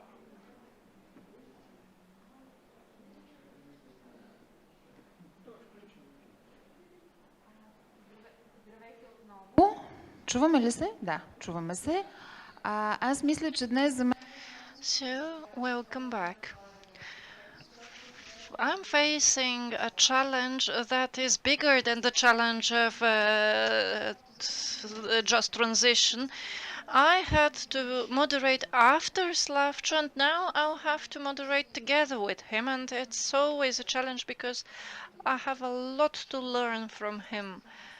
When I was preparing for this panel, I was reading the introductions of the panelists, your presentations. It was right after my holidays. I was thinking of War and Peace, the world famous book. All happy families look in a similar way. All unhappy families are different. I think all regions are similar to each other, but there are specificities as well. We'll focus our attention now on ways to achieve happiness in our transition when we work together, the different interested actors, the civil sector, the NGOs, the government bodies. So thank you, Slavcho, for giving me the opportunity as a real gentleman to open this panel. It's my pleasure now. I'll have the pleasure to invite our panelists to the front. If you want, you have the floor before that. No, thank you.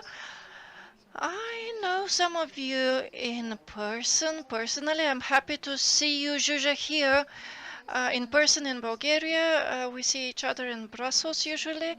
I've heard about some of you. I'm happy to meet you here. I'll invite now Mr. Svetoslav Ivanov, who is a representative of Bulgarian energy business.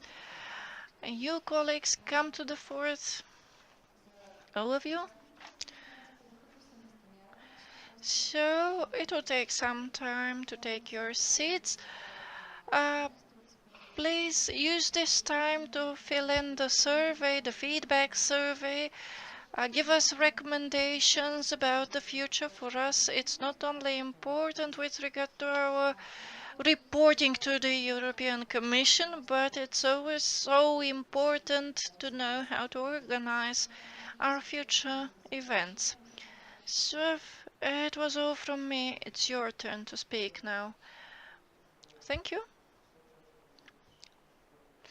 I'll repeat that this panel is dedicated to interactive dialogue. So let's not be over formalistic. Let's do it as a question and answer session, as a discussion. Both the panelists and the audience may ask questions and comment. We've mentioned on several occasions that it's the institutions and the government bodies who create the framework, but the reality is created by the business, because the business is the one to pay taxes, the business is the one to provide jobs, and the government and the various authorities engaged in this effort should listen better. The events organized by the Agency for Regional Development of Stara Zagora are very interesting, because the communication between the civil sector and the business there is much better than the communication between the business and the state authorities. So I'm very glad today that we have a very diverse group of panelists. Let's start with Mr. Svetoslav Ivanov. I'll tell you a secret. We've argued with him a lot. I used to be a member of the Energy Commission in Bulgaria. He would come there and tell us how unfair we are towards the business and how we should immediately grant them licenses and concessions.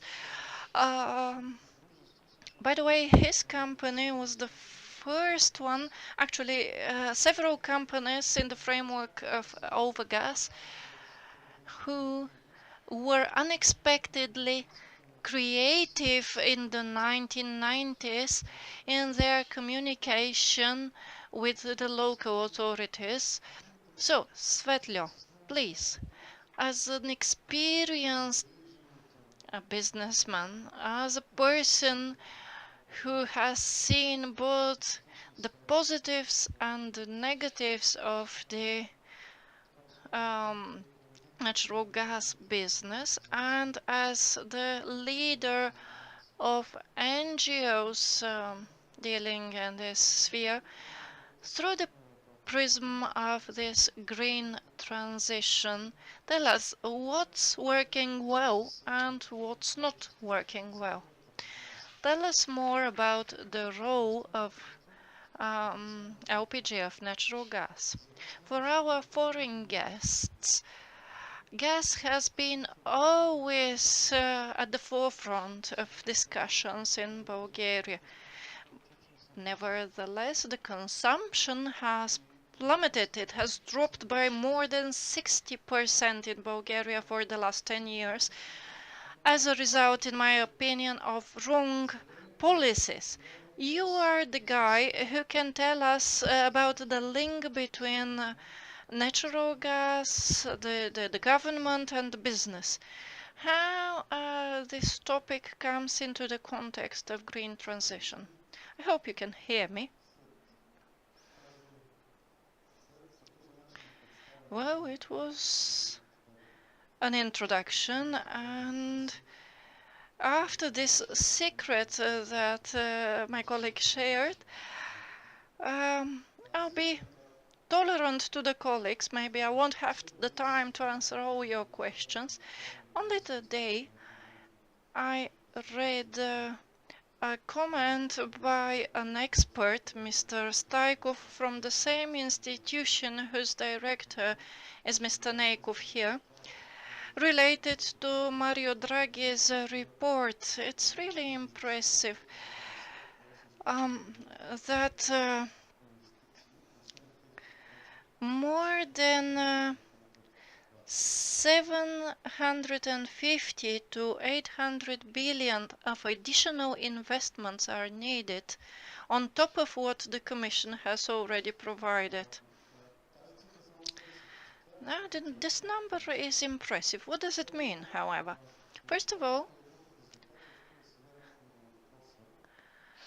this challenges us to answer the question, are we as effective as possible, and do we use all our opportunities that we avail of?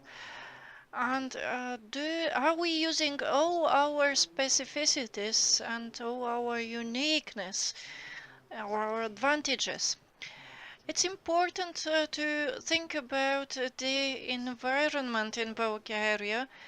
Well, our discussion actually will turn into this show of Bulgaria sings or Bulgaria looks for talents.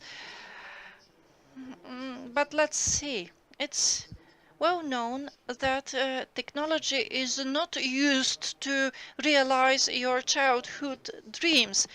They are tools to resolve important challenges and to prioritize. Let me give you several examples. Humankind has started using coal some 3,000 years ago. And in industry, we started using coal about 300 years ago. Natural gas is known to humankind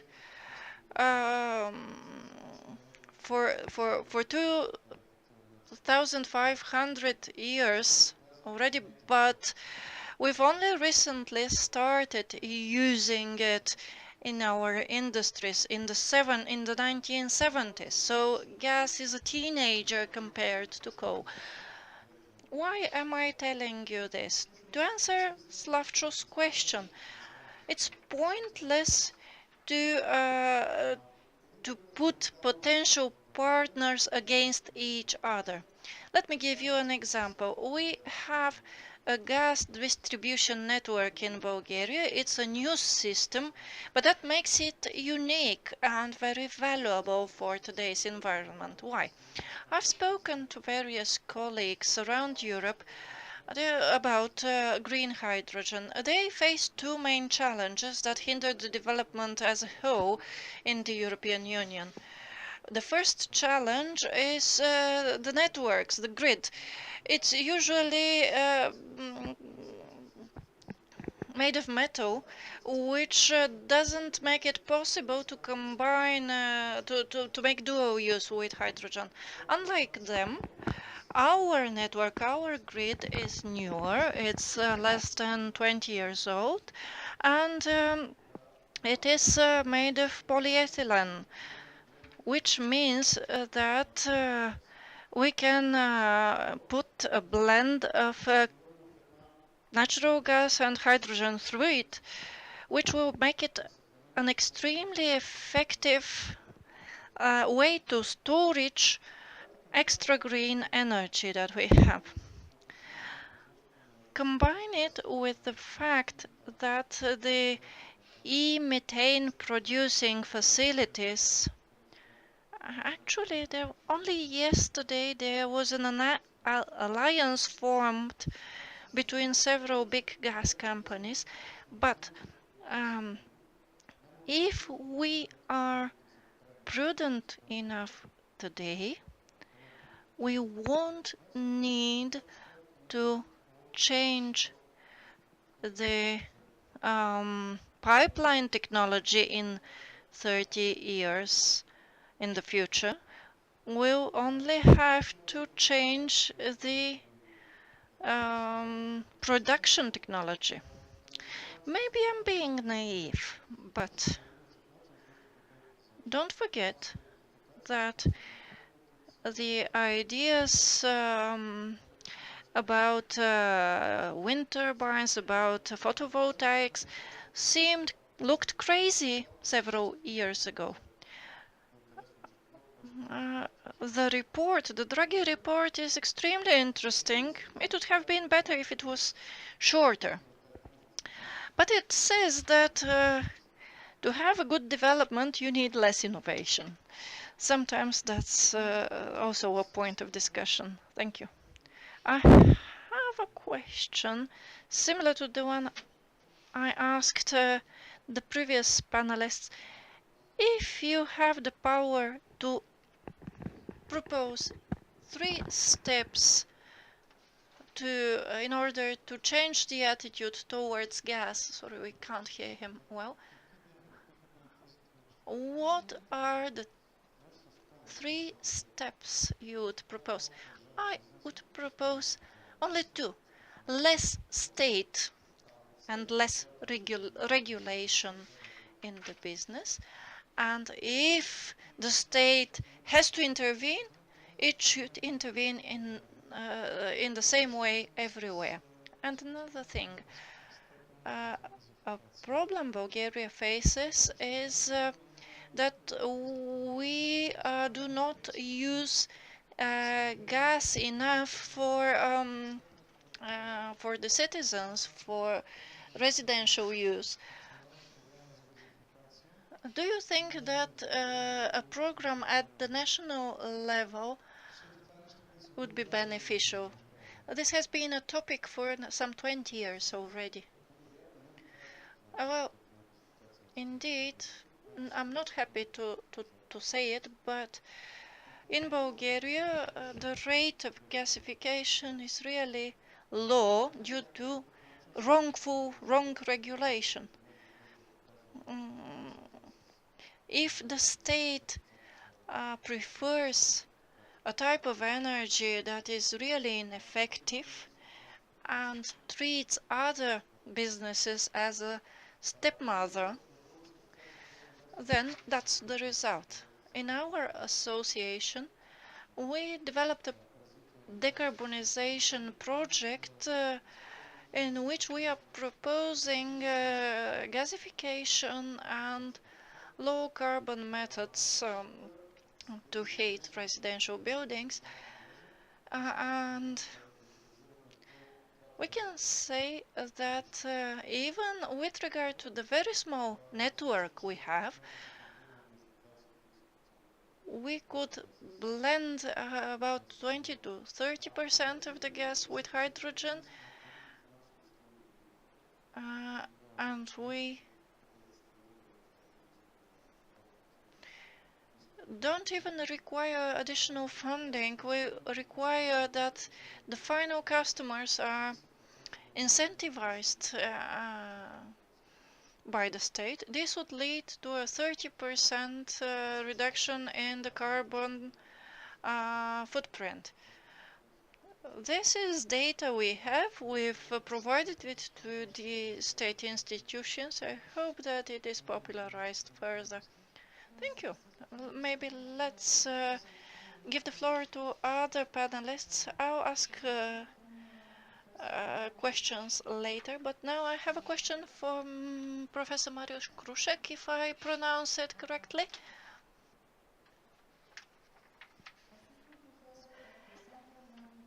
National Research Institute of Poland. That's right. Okay, perfect.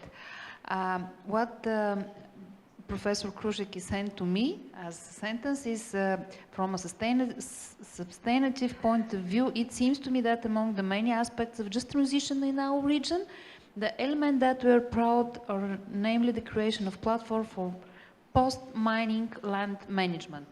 That's right also. Okay, could you share some more about that? And yes, is there any if support I may from use the my businesses? presentation, then actually it will help also. I will take not much time, even if then please hit me or something like this. Okay, okay. You have 3 minutes? Yes. No, it's a joke. 3 minutes or two. No. I will go through very fast. Unfortunately,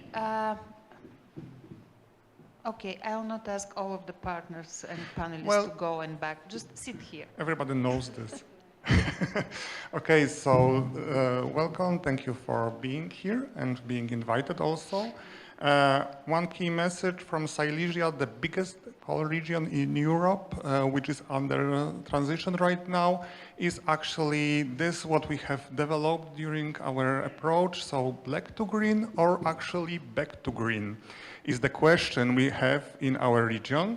And this is also very close to the problem of the just transition. But yeah, I have several information about my institute, so actually you see here, don't read all the things, but the most important, we are handling with mining.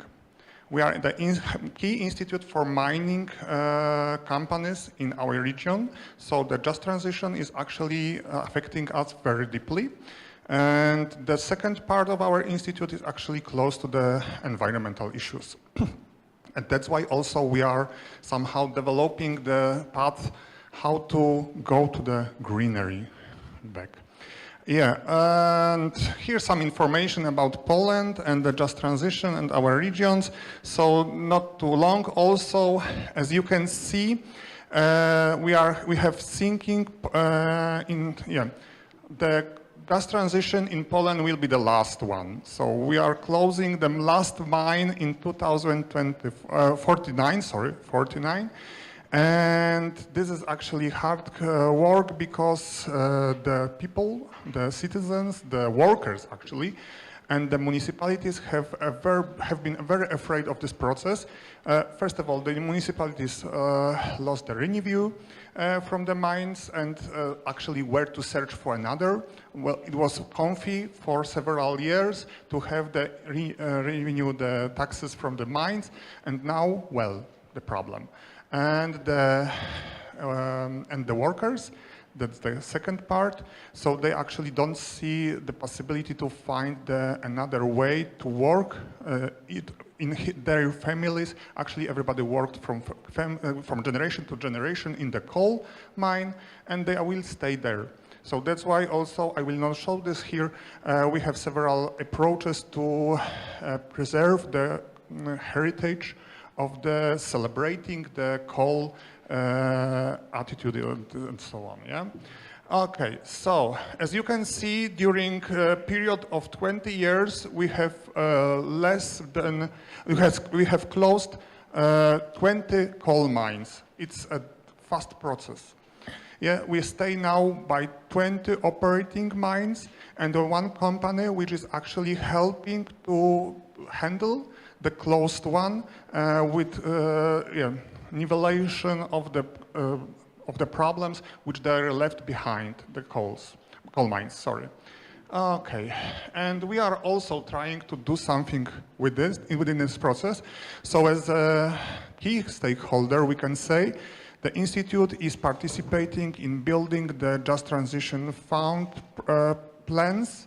And we have in Poland 4 such plans for different regions. One for the hard coal mine region, so for Silesia. But as you can see, we are also, as a region, the biggest beneficiary of the Just Transition Fund. So our regional Marshal Office on the regional government stand in the problem how to utilize those money in an effective way. And that's also problematic because you can come with several problems, with several projects, ideas, and yeah, everybody wants to build a startup or logistics center or something like this, or even the museum. Yeah, that is also the idea which is actually there, and that actually doesn't help the municipalities. How many logistics centers can you have? And yeah, that's why the Just Transition Plan has some ideas, but the realization actually goes to the companies, to the industry, and they actually trying to have this money for developing the idea for the business. And the idea is to build a new value chain around different areas. So for example, you can build a golf club on the post-mining area. You can build a national symphonic orchestra building in the coal mine museum on the coal mine site, yeah? But also, for example, a big shopping center and so on and so on. Strategic challenges in the area of transition were discussed around several different stakeholders. So the industry come, and that is very nice because we can start to discuss with them about this, how they see their position after the closing the mines. You must remember, we don't speak about the coal mines as the only, because around the coal mines you have several companies which are actually delivering something, supplying that, and they have problem. Even the small restaurant, let's say it so, where the miners can eat something, have problem now. And they are searching for new idea, how to rebuild the problem, how to change the attitude. So this is actually what is happening. Since year 2000, we have the possibility to build in the region something like a network of organizations. It is not called, because it has no name. It's actually the good friends who are collaborating each other, who are talking to each other. So for example, our local government can count on us, not only on the institute, but also on the industry, on NGOs, because there are also NGOs, in discussions. In discussions how to change the region, in what way we want to go, what way to take. Yeah. Okay. So here I must say several things because the question was regarding the post-mining areas. So I must present one project which was actually made by our institute in collaboration with the regional authority. And this project was called, this first one, it's OPTPP. So it's a database on the post-mining areas, because it happens that you doesn't know actually how many post-mining areas you have and what actually there are, what kind of the contaminations there are, what are kind of the workforce, possibility for employment, economic development you have. So we built such database, and yeah, taking this blah blah. This database also have several scenarios for developing. In other project we have prepared such scenario. Blah, oh, and here. Yeah, the database. Maybe not this important, but one thing, the database and the application to this database is actually part of the national electronic service. So you can use this opportunity, for example, as an investor when you come to the region or to Poland and search a good site for your activity in Silesia through this service. And, well, oh yeah. Okay, 1 minute, I will end. In this database, we have 10,000 post-mining areas collected, information about its history, about what actually was happening there, what kind of the contamination there are, what are the costs of the reclamation, for example, what is also very important. Of course, there are not so precise maybe, but you can have the information about how much it is, how much it will be cost you, for example, as an investor. And yeah, investor can, of course, adjust the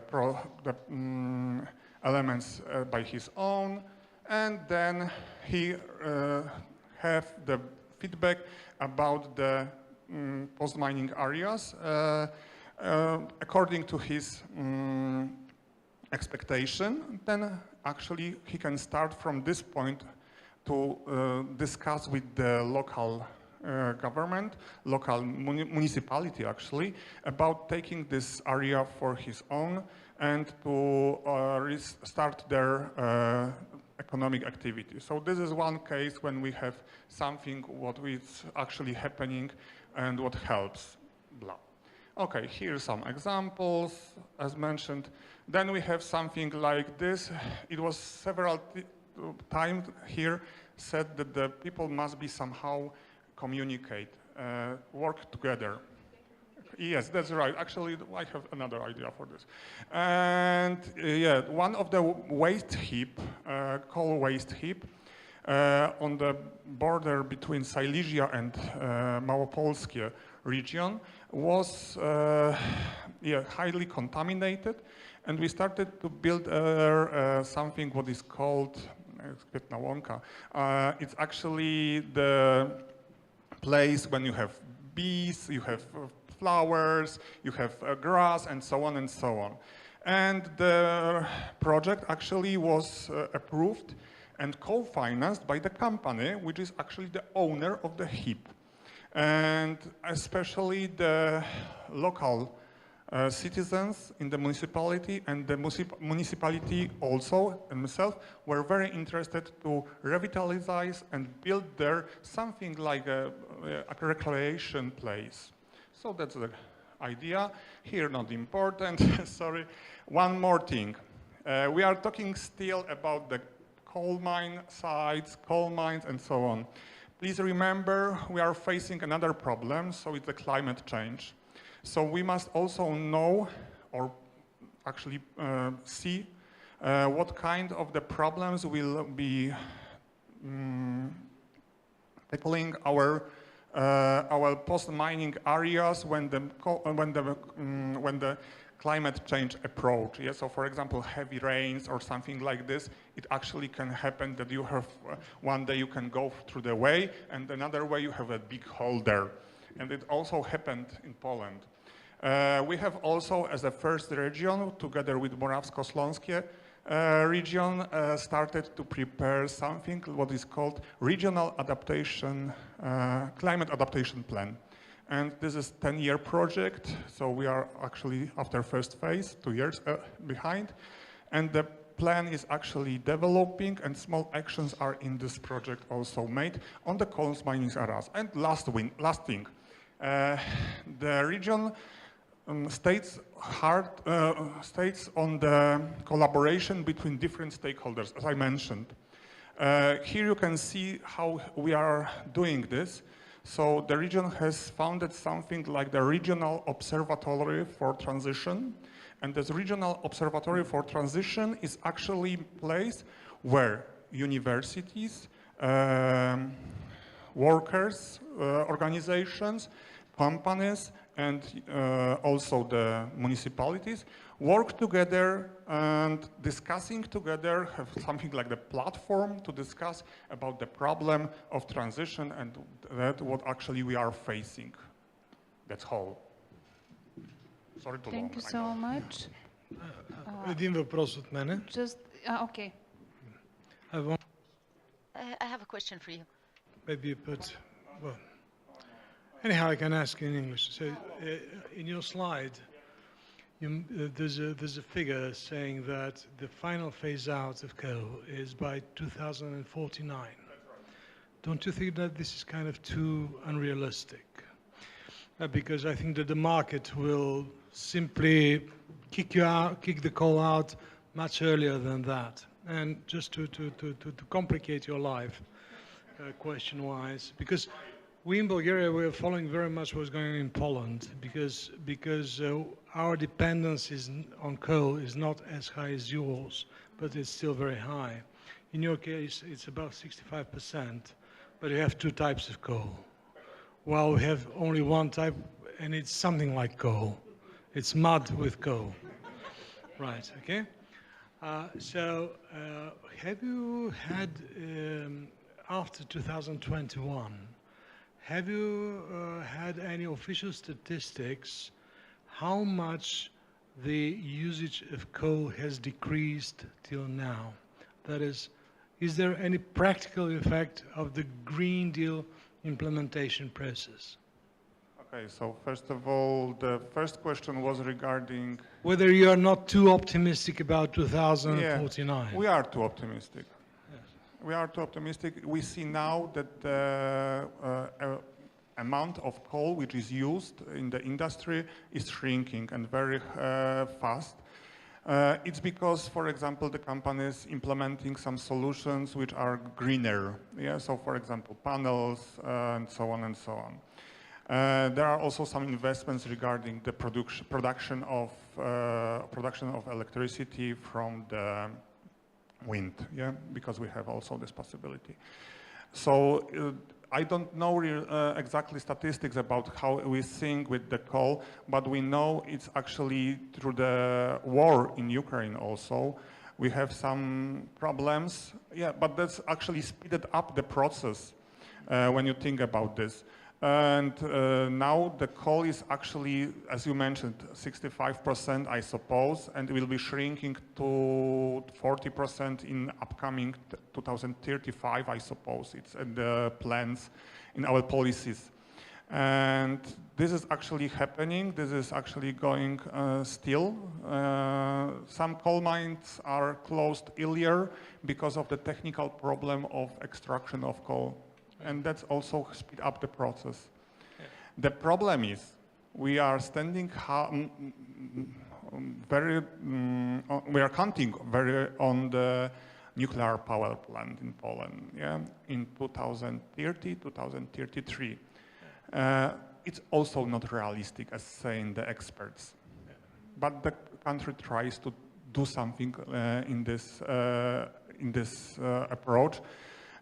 Also, when you think about the infrastructure in the power plants, it's old. It's actually not modernized since several years. Some of the blocks are standing from the era of 60s, and there are, and by the end of the life, so we have to cut it down also. Well, let me just say one sentence simply to cool down your optimism about 2049. We in Bulgaria, we have nuclear, very stable. We export electricity to Ukraine very intensively.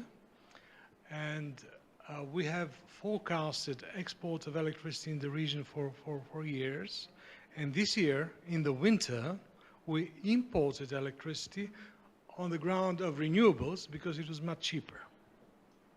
So think about all these factors. About the importing. So, for example, in this year, we imported electricity from Sweden. It's sorry, the price was terrible.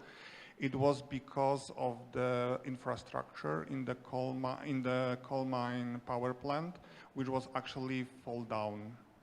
Yeah, and we have also to buy it. So I'm not optimistic because it's too much electricity produced, for example, by the renewables also. And we cannot cover this, use this. Right. Yeah. Okay. I just tried to come back to the word I started with within the first panel, realism. Rumiana. Thank you so much. And so the next colleague, the colleague next to me is Zsuzsa. We're cooperating very well together.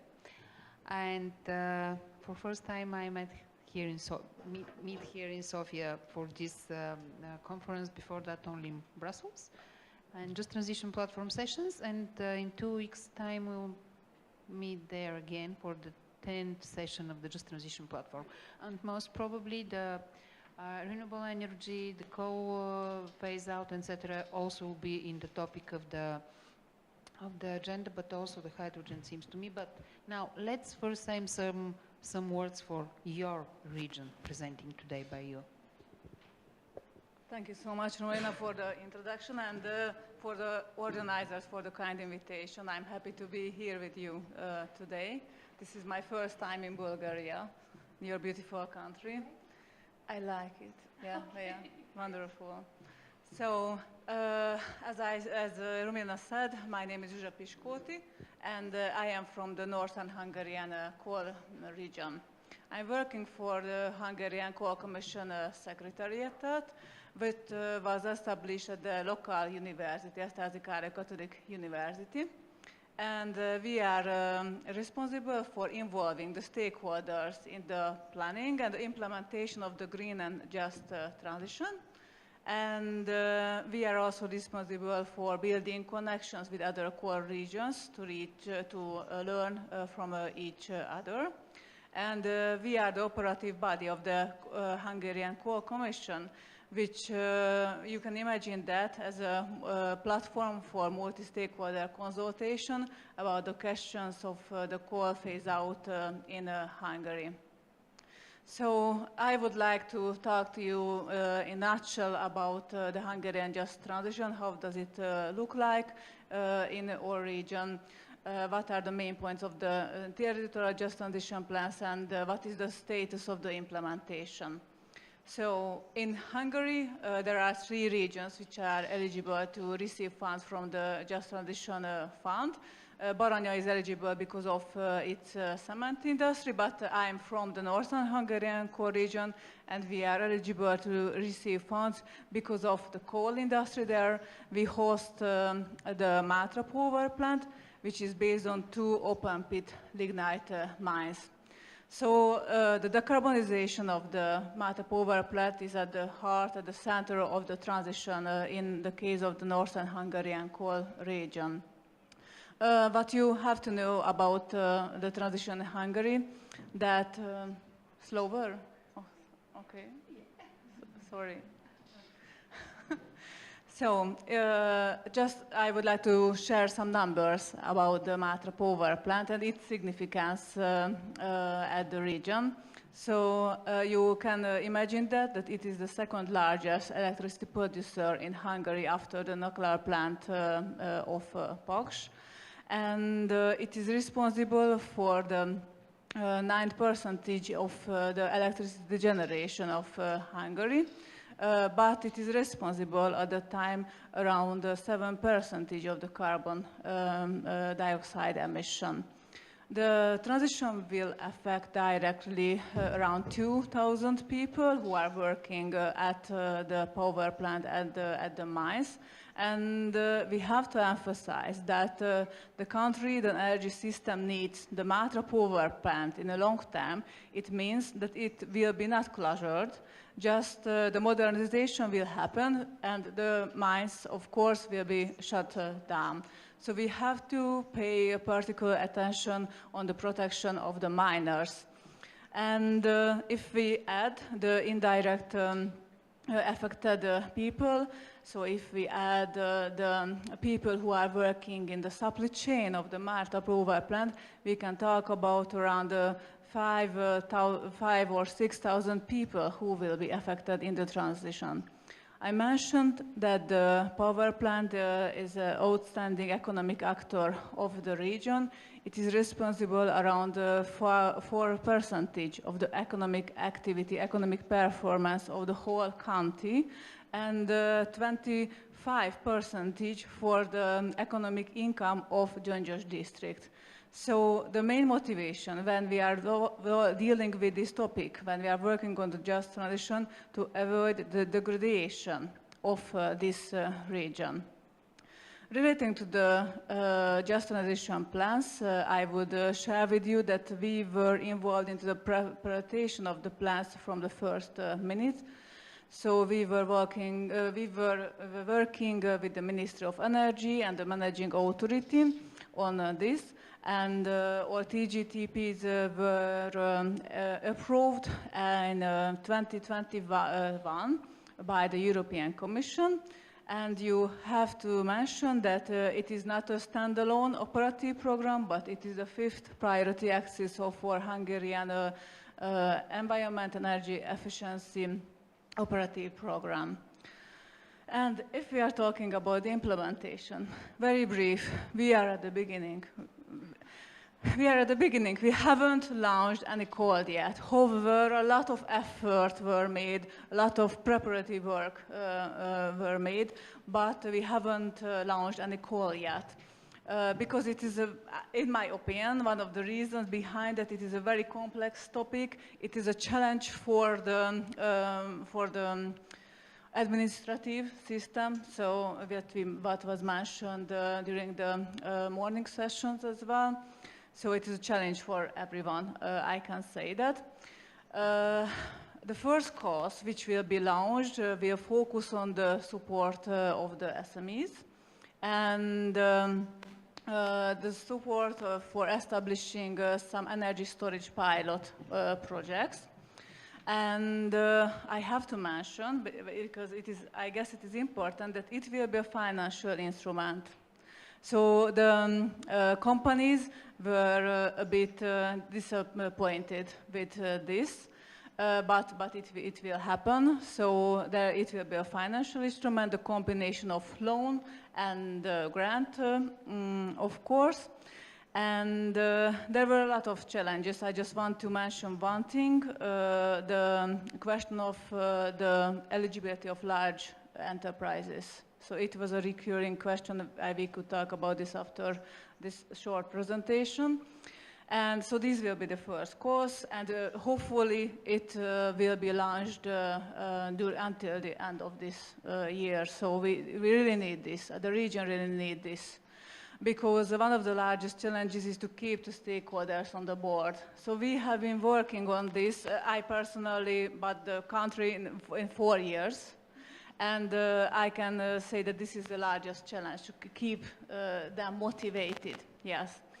And now we have begun working on the preparation of the next call, which will focus on the support of the families, residents, who are suffered from energy poverty, low-income households. So we have a lot of in common, I'm pretty sure. And so in the last weeks, my team was working on a proposal with the involvement of the local stakeholders to provide some proposals for the managing authority, what kind of aspects they should consider during the development. So there is a very good cooperation in Hungary regarding to this topic. And what I didn't mention, that next to this support, we would like to have calls which will support the reports posing of the post-mining sites, and there will be dedicated support, of course, for the workers with up and reskilling programs, and there will be dedicated call for handling the water management issues after the closure of the mines. And I wanted to list this because you could see that how wide variety of topics are involved. And this is a large challenge for the authority, for the ministries. And I know that I'm running out of time. So this is just one conclusion or a summary that I would like to pay the attention that when we are talking about the just transition, we always see it as a challenge. This is the problem, this is a challenge. But I'm pretty sure that we should focus on to change our mindset and consider the just transition as an opportunity for all of us. And I firmly believe when I do my work that with cooperation, the clear division of responsibilities between the different actors, truth and straight, consistent communication, it is very crucial. Yes, I'm pretty sure that we can overcome these challenges and find the right way of the transition, which is really can supported by and accepted by all the stakeholders and for everyone. Thank you so much. Thank you so much. Just to say that we are also in the beginning of this transition plan's implementation, and the first call is focused on energy efficiency in residential buildings. So probably the next one we will have a subcommittee meeting in the beginning of November, and the agency with its partners and members are preparing new measures to be launched in the second call, focused on SMEs, focused on energy communities, etc. But talking about communication, and just to say that the name of this project is the transition of opportunities, so not challenges. In your preparatory mail to me, you wrote me that you have, just to find, you have an ongoing Erasmus Plus project focusing on awareness raising activities for pupils aged 6-14, and you're working with Bulgarian colleagues as well on the implementation. Could you say some few words about this one? Because obviously the communication shall start since the educational system, not to wait people to go to labor offices or something like that in order to know that there are other opportunities, especially in regions where these professions are for generations. I mean, from father to son, etc. Just a few words, because after that, Slavcho for sure will have some more questions. I just will tease you with one sentence. Okay. So thank you for the question. I didn't mention that we are very active on carrying out awareness-raising activities, and one of the main target groups are the children and the youth.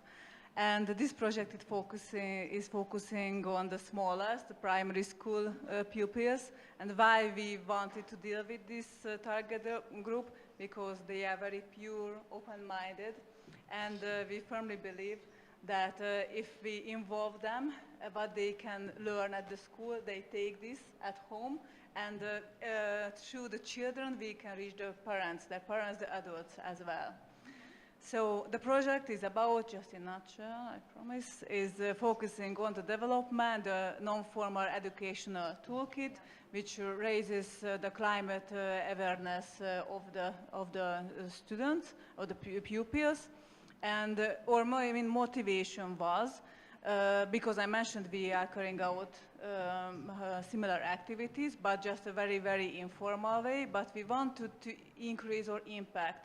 So this toolkit will be ready to be adopted at the school and education systems, and not just in Hungary, but in other core regions, because we are working with other core regions from colleagues from Bulgaria, and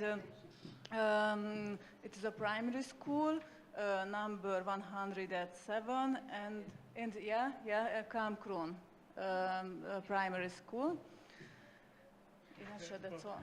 I really just want to mention one fact, because if we start commenting, it will be very long. Yeah. I was expecting to hear a little bit more about the nuclear in the context of the transition process, because you know that the European Union changed its attitude towards nuclear substantially, conceptually and so on. And in your case, there are specificities. Russian equipment, Russian money, ongoing project. And as your foreign minister said during a conference 2 years ago, which I attended, it's quite a hectic situation to construct such a nuclear power plant after the war has started. So my question, I think a very quick answer will be prompt, is do you think that in your case, where solar is on the third place after nuclear and gas when it comes to production of electricity, do you think that there is a kind of a competition between nuclear and renewables in the context of achieving the goals for neutrality? Yeah, so it is a very, very interesting question. I know. Yeah, and I should need more time to think it through, but the first impression that, you know, that the Commission, as you said, changed their mindset about this topic.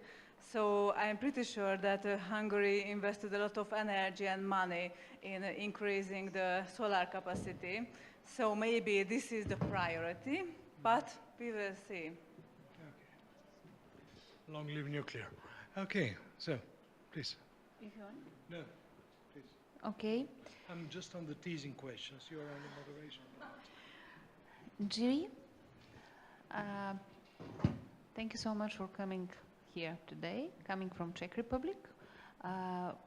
Your country also has a good experience and with challenges and opportunities of just transition. One of the peer review examples provided by Elena in the previous panel was for Ústí region. We're cooperating very well with Karol Tichy and the Ministry of Regional Development of Czech Republic. But could you share your experience? You have good background, and after that, Slavko will have more questions for you. Okay, and things about nuclear and gas. Looking forward to it. Good afternoon, ladies and gentlemen. Thank you very much for inviting me and the organizers, speakers, and the audience for such a great event. It's a pleasure to be here. It's also my first time being in Bulgaria. Do you like it? I haven't been here more than 24 hours, so I can tell you that yet. But I was so excited, so I even brought in my entire family, and we will stay the rest of the week. So then I will give you my conclusions. Okay. Communication, communication, and communication. It was mentioned so many times here today, but only once, and I thank you, Zsuzsa, for bringing that up, is the mindset. Actually, you stole my line for my notes, so I have to improvise now a little bit. But my points were about to having the right mindset, and together with the communication and dialogue in the region, you are able to overcome most of the challenges that you can face in just transition. Maybe another point I would like to share is, from what I've heard today, is that I must say that I'm impressed that Czech Republic is way ahead in implementing Just Transition Fund, because as of last month, we had more than 60 calls launched within the Czech Republic in 3 regions in total, which is more. We have more than 80% of the allocation already assigned to the concrete projects, which is also positive. But what we are now facing is a challenge of lack of the institutional capacity of the implementing authorities. We were quite fast at the beginning. We had set up the operational program Just Transition. We selected a Ministry of Environment to be the main coordinating institution. Through their institution or organization, National Fund on Environment, they implement the projects. But now what we see, and me personally, what I see as the biggest risk of implementation of this project is the lack of the institutional capacity on the side of the managing authorities. You know, the companies are trying too hard, and I'm talking on behalf of the large company. We are a coal mining company based in one of the coal regions. We have 2 projects that are being co-funded from the Just Transition Fund. One is focused on public infrastructure. The second one is focused on infrastructure for new businesses, so the industrial zones.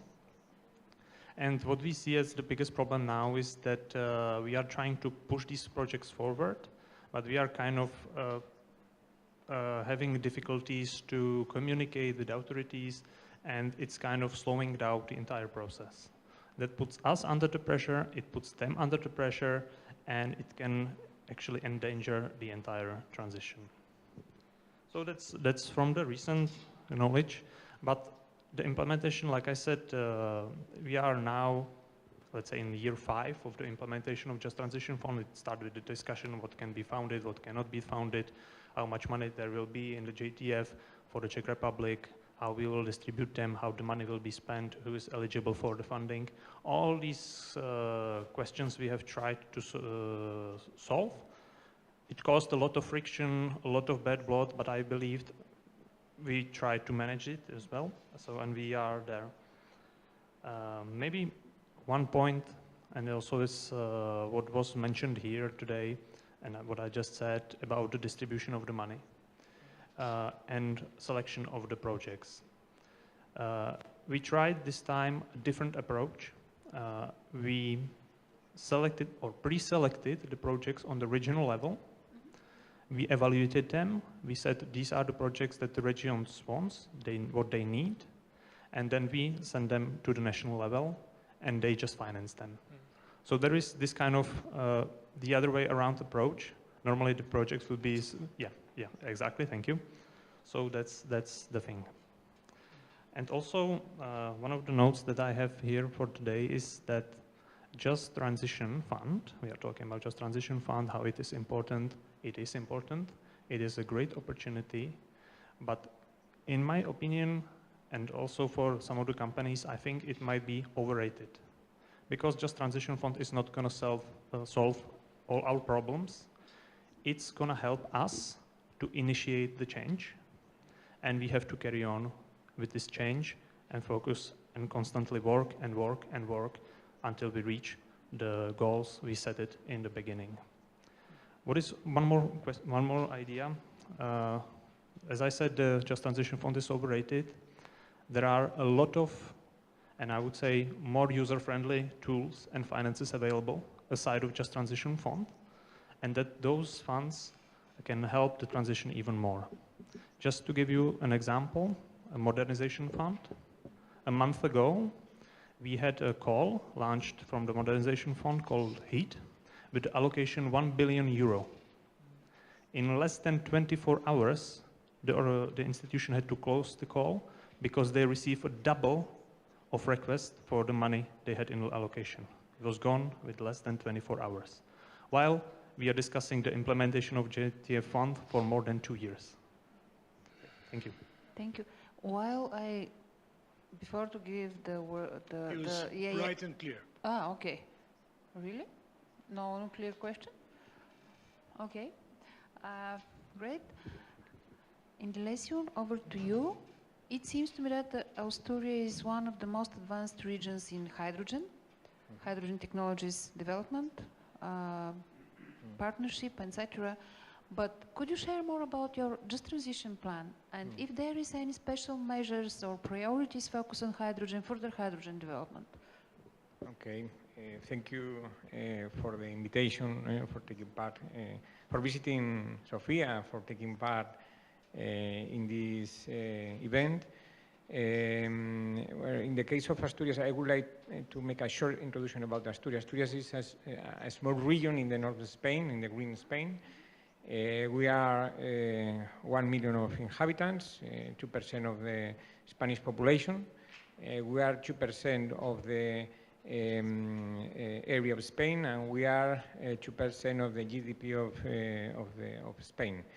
But when we talk about energy, when we talk about mining and about industry, these figures are different. We produce the half of the total national coal production. We used to produce around 5 to 10% of the electricity of Spain, and our industry is a very energy-intensive industry, and we demand around 5% of the national energy demand. But everything is changing now because we are in transition. Because of this transition, we have to close most of our coal mines. There are only one operative. We are closing our thermal coal power station. We have closed 2 of them 3 years ago. This year we will close the 3rd one, and the next year we will transform one into natural gas and other one in biomass. And in this way, the phase out of the coal in the electricity national system will be achieved in the next year. And we are starting with the transition in the industry because our industry is a very intensive energy industry, and they have a huge hard-to-abate CO2 emissions. So they need to decarbonize all their industrial process, and well, it's a huge challenge. This situation, we start with this situation more than 5 years ago, and our first step was to assess which are our initial point. Because, as you mentioned at the beginning of this panel, the regions are similar, but the solution probably are different. We make a SWOT analysis, and in this way we can understand which are, which are our capabilities, and in this way we can detect the opportunities in this transition, in this energy transition. The second step was to set up a framework for the implementation of this just transition strategy, and we have carried out 3 strategies: the climate change regional strategy, the regional energy transition strategy, and the just transition plan. And then the following step was to find money for implementing these strategies. In this way, we have not only the just transition fund from Europe, but also there are a just transition fund, a national just transition fund. And in this way, we can start implementing projects. And a very important part of these projects are projects related with hydrogen. Well, I must say that a great number of projects are related with the decarbonization of our industry. That is the following challenge. And for this reason, we have projects related with energy storage, we have projects related with the use of renewable energy, renovation of building, electrical transport, and of course hydrogen. Hydrogen is probably one of our more important bits, and we hope to have a regional hydrogen ecosystem that could help in the decarbonization of our regional industry. And that's all. So far. Румяна, аз предлагам, тъй като времето ни е накрая, ти като по-умно от... I propose, because we're running out of time, you as the smarter one of the two of us, could provide an overview of our discussions in the panel, and then we can give the panelists the floor.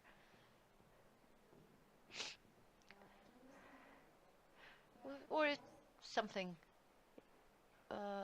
Does anyone really need to ask an important question? Usually it's your role to conclude a conference, and I wouldn't like to take that away from you, so please take the floor. Аз съм много благодарен на всички. I'm very grateful to all panelists, and I'm not just being polite. We heard representatives of the administration, a politician, including, but what we heard now in this panel was real life as it is, with all its positive and negative aspects. I really liked what our colleague from the Czech Republic said, that after all, Brussels is there to help. European fundings are there to help and encourage, but they're not going to solve our problems for us. The problems have to be solved on a national level, and I think that this is the message we must always remember, and all of us in our different positions, it doesn't matter whether we represent business or NGOs or R&D centers, we must remember this, and we must remind politicians, because they tend to forget this, or they only remember it around election time, which in Bulgaria we have quite a lot of, but still this rather distorts things. Thank you. I congratulate you for the wonderful participation and exchange of views. Thank you to the European Commission for this really amazing project. It was so much work was done over just 1 year. We had amazing participants and amazing events, so thank you very much. And I would like to join you in expressing all those thanks. Well, I will have the pleasure of making the conclusion, but you know, if it's difficult to moderate after Sofia, imagine how difficult it is to make conclusions after him. And as was already mentioned, we are behind schedule. Some of us have planes to catch, so I'm going to be very, very brief and just say a few closing words. This is the 8th consecutive event under the project. We've had many meetings. On the website of Economy BG, you can find information about them and information about the core regions. Unfortunately, there are not many people in the audience now to hear the official conclusion of the project, but next month we're starting with the Top Jobs project, which is going to focus on employment, reskilling, and so over the next year we're going to continue the discussion on these topics, and I hope to see many of you again. I would like to especially thank all our speakers, our panelists, our moderators, the Economy BG team, who has provided a large body of information in this field in support of the project, to our media partners, Mayor EU and ICLI, local sustainable local authorities, and thank you to the film crew, the interpreters, and all the technical support who organized the streaming of this event and made it possible for us to watch it over and over again. I would like to ask you to join our newsletter so that you will to subscribe for our newsletter so you'll be able to know and learn about our latest and subsequent events. And now a picture, if you agree.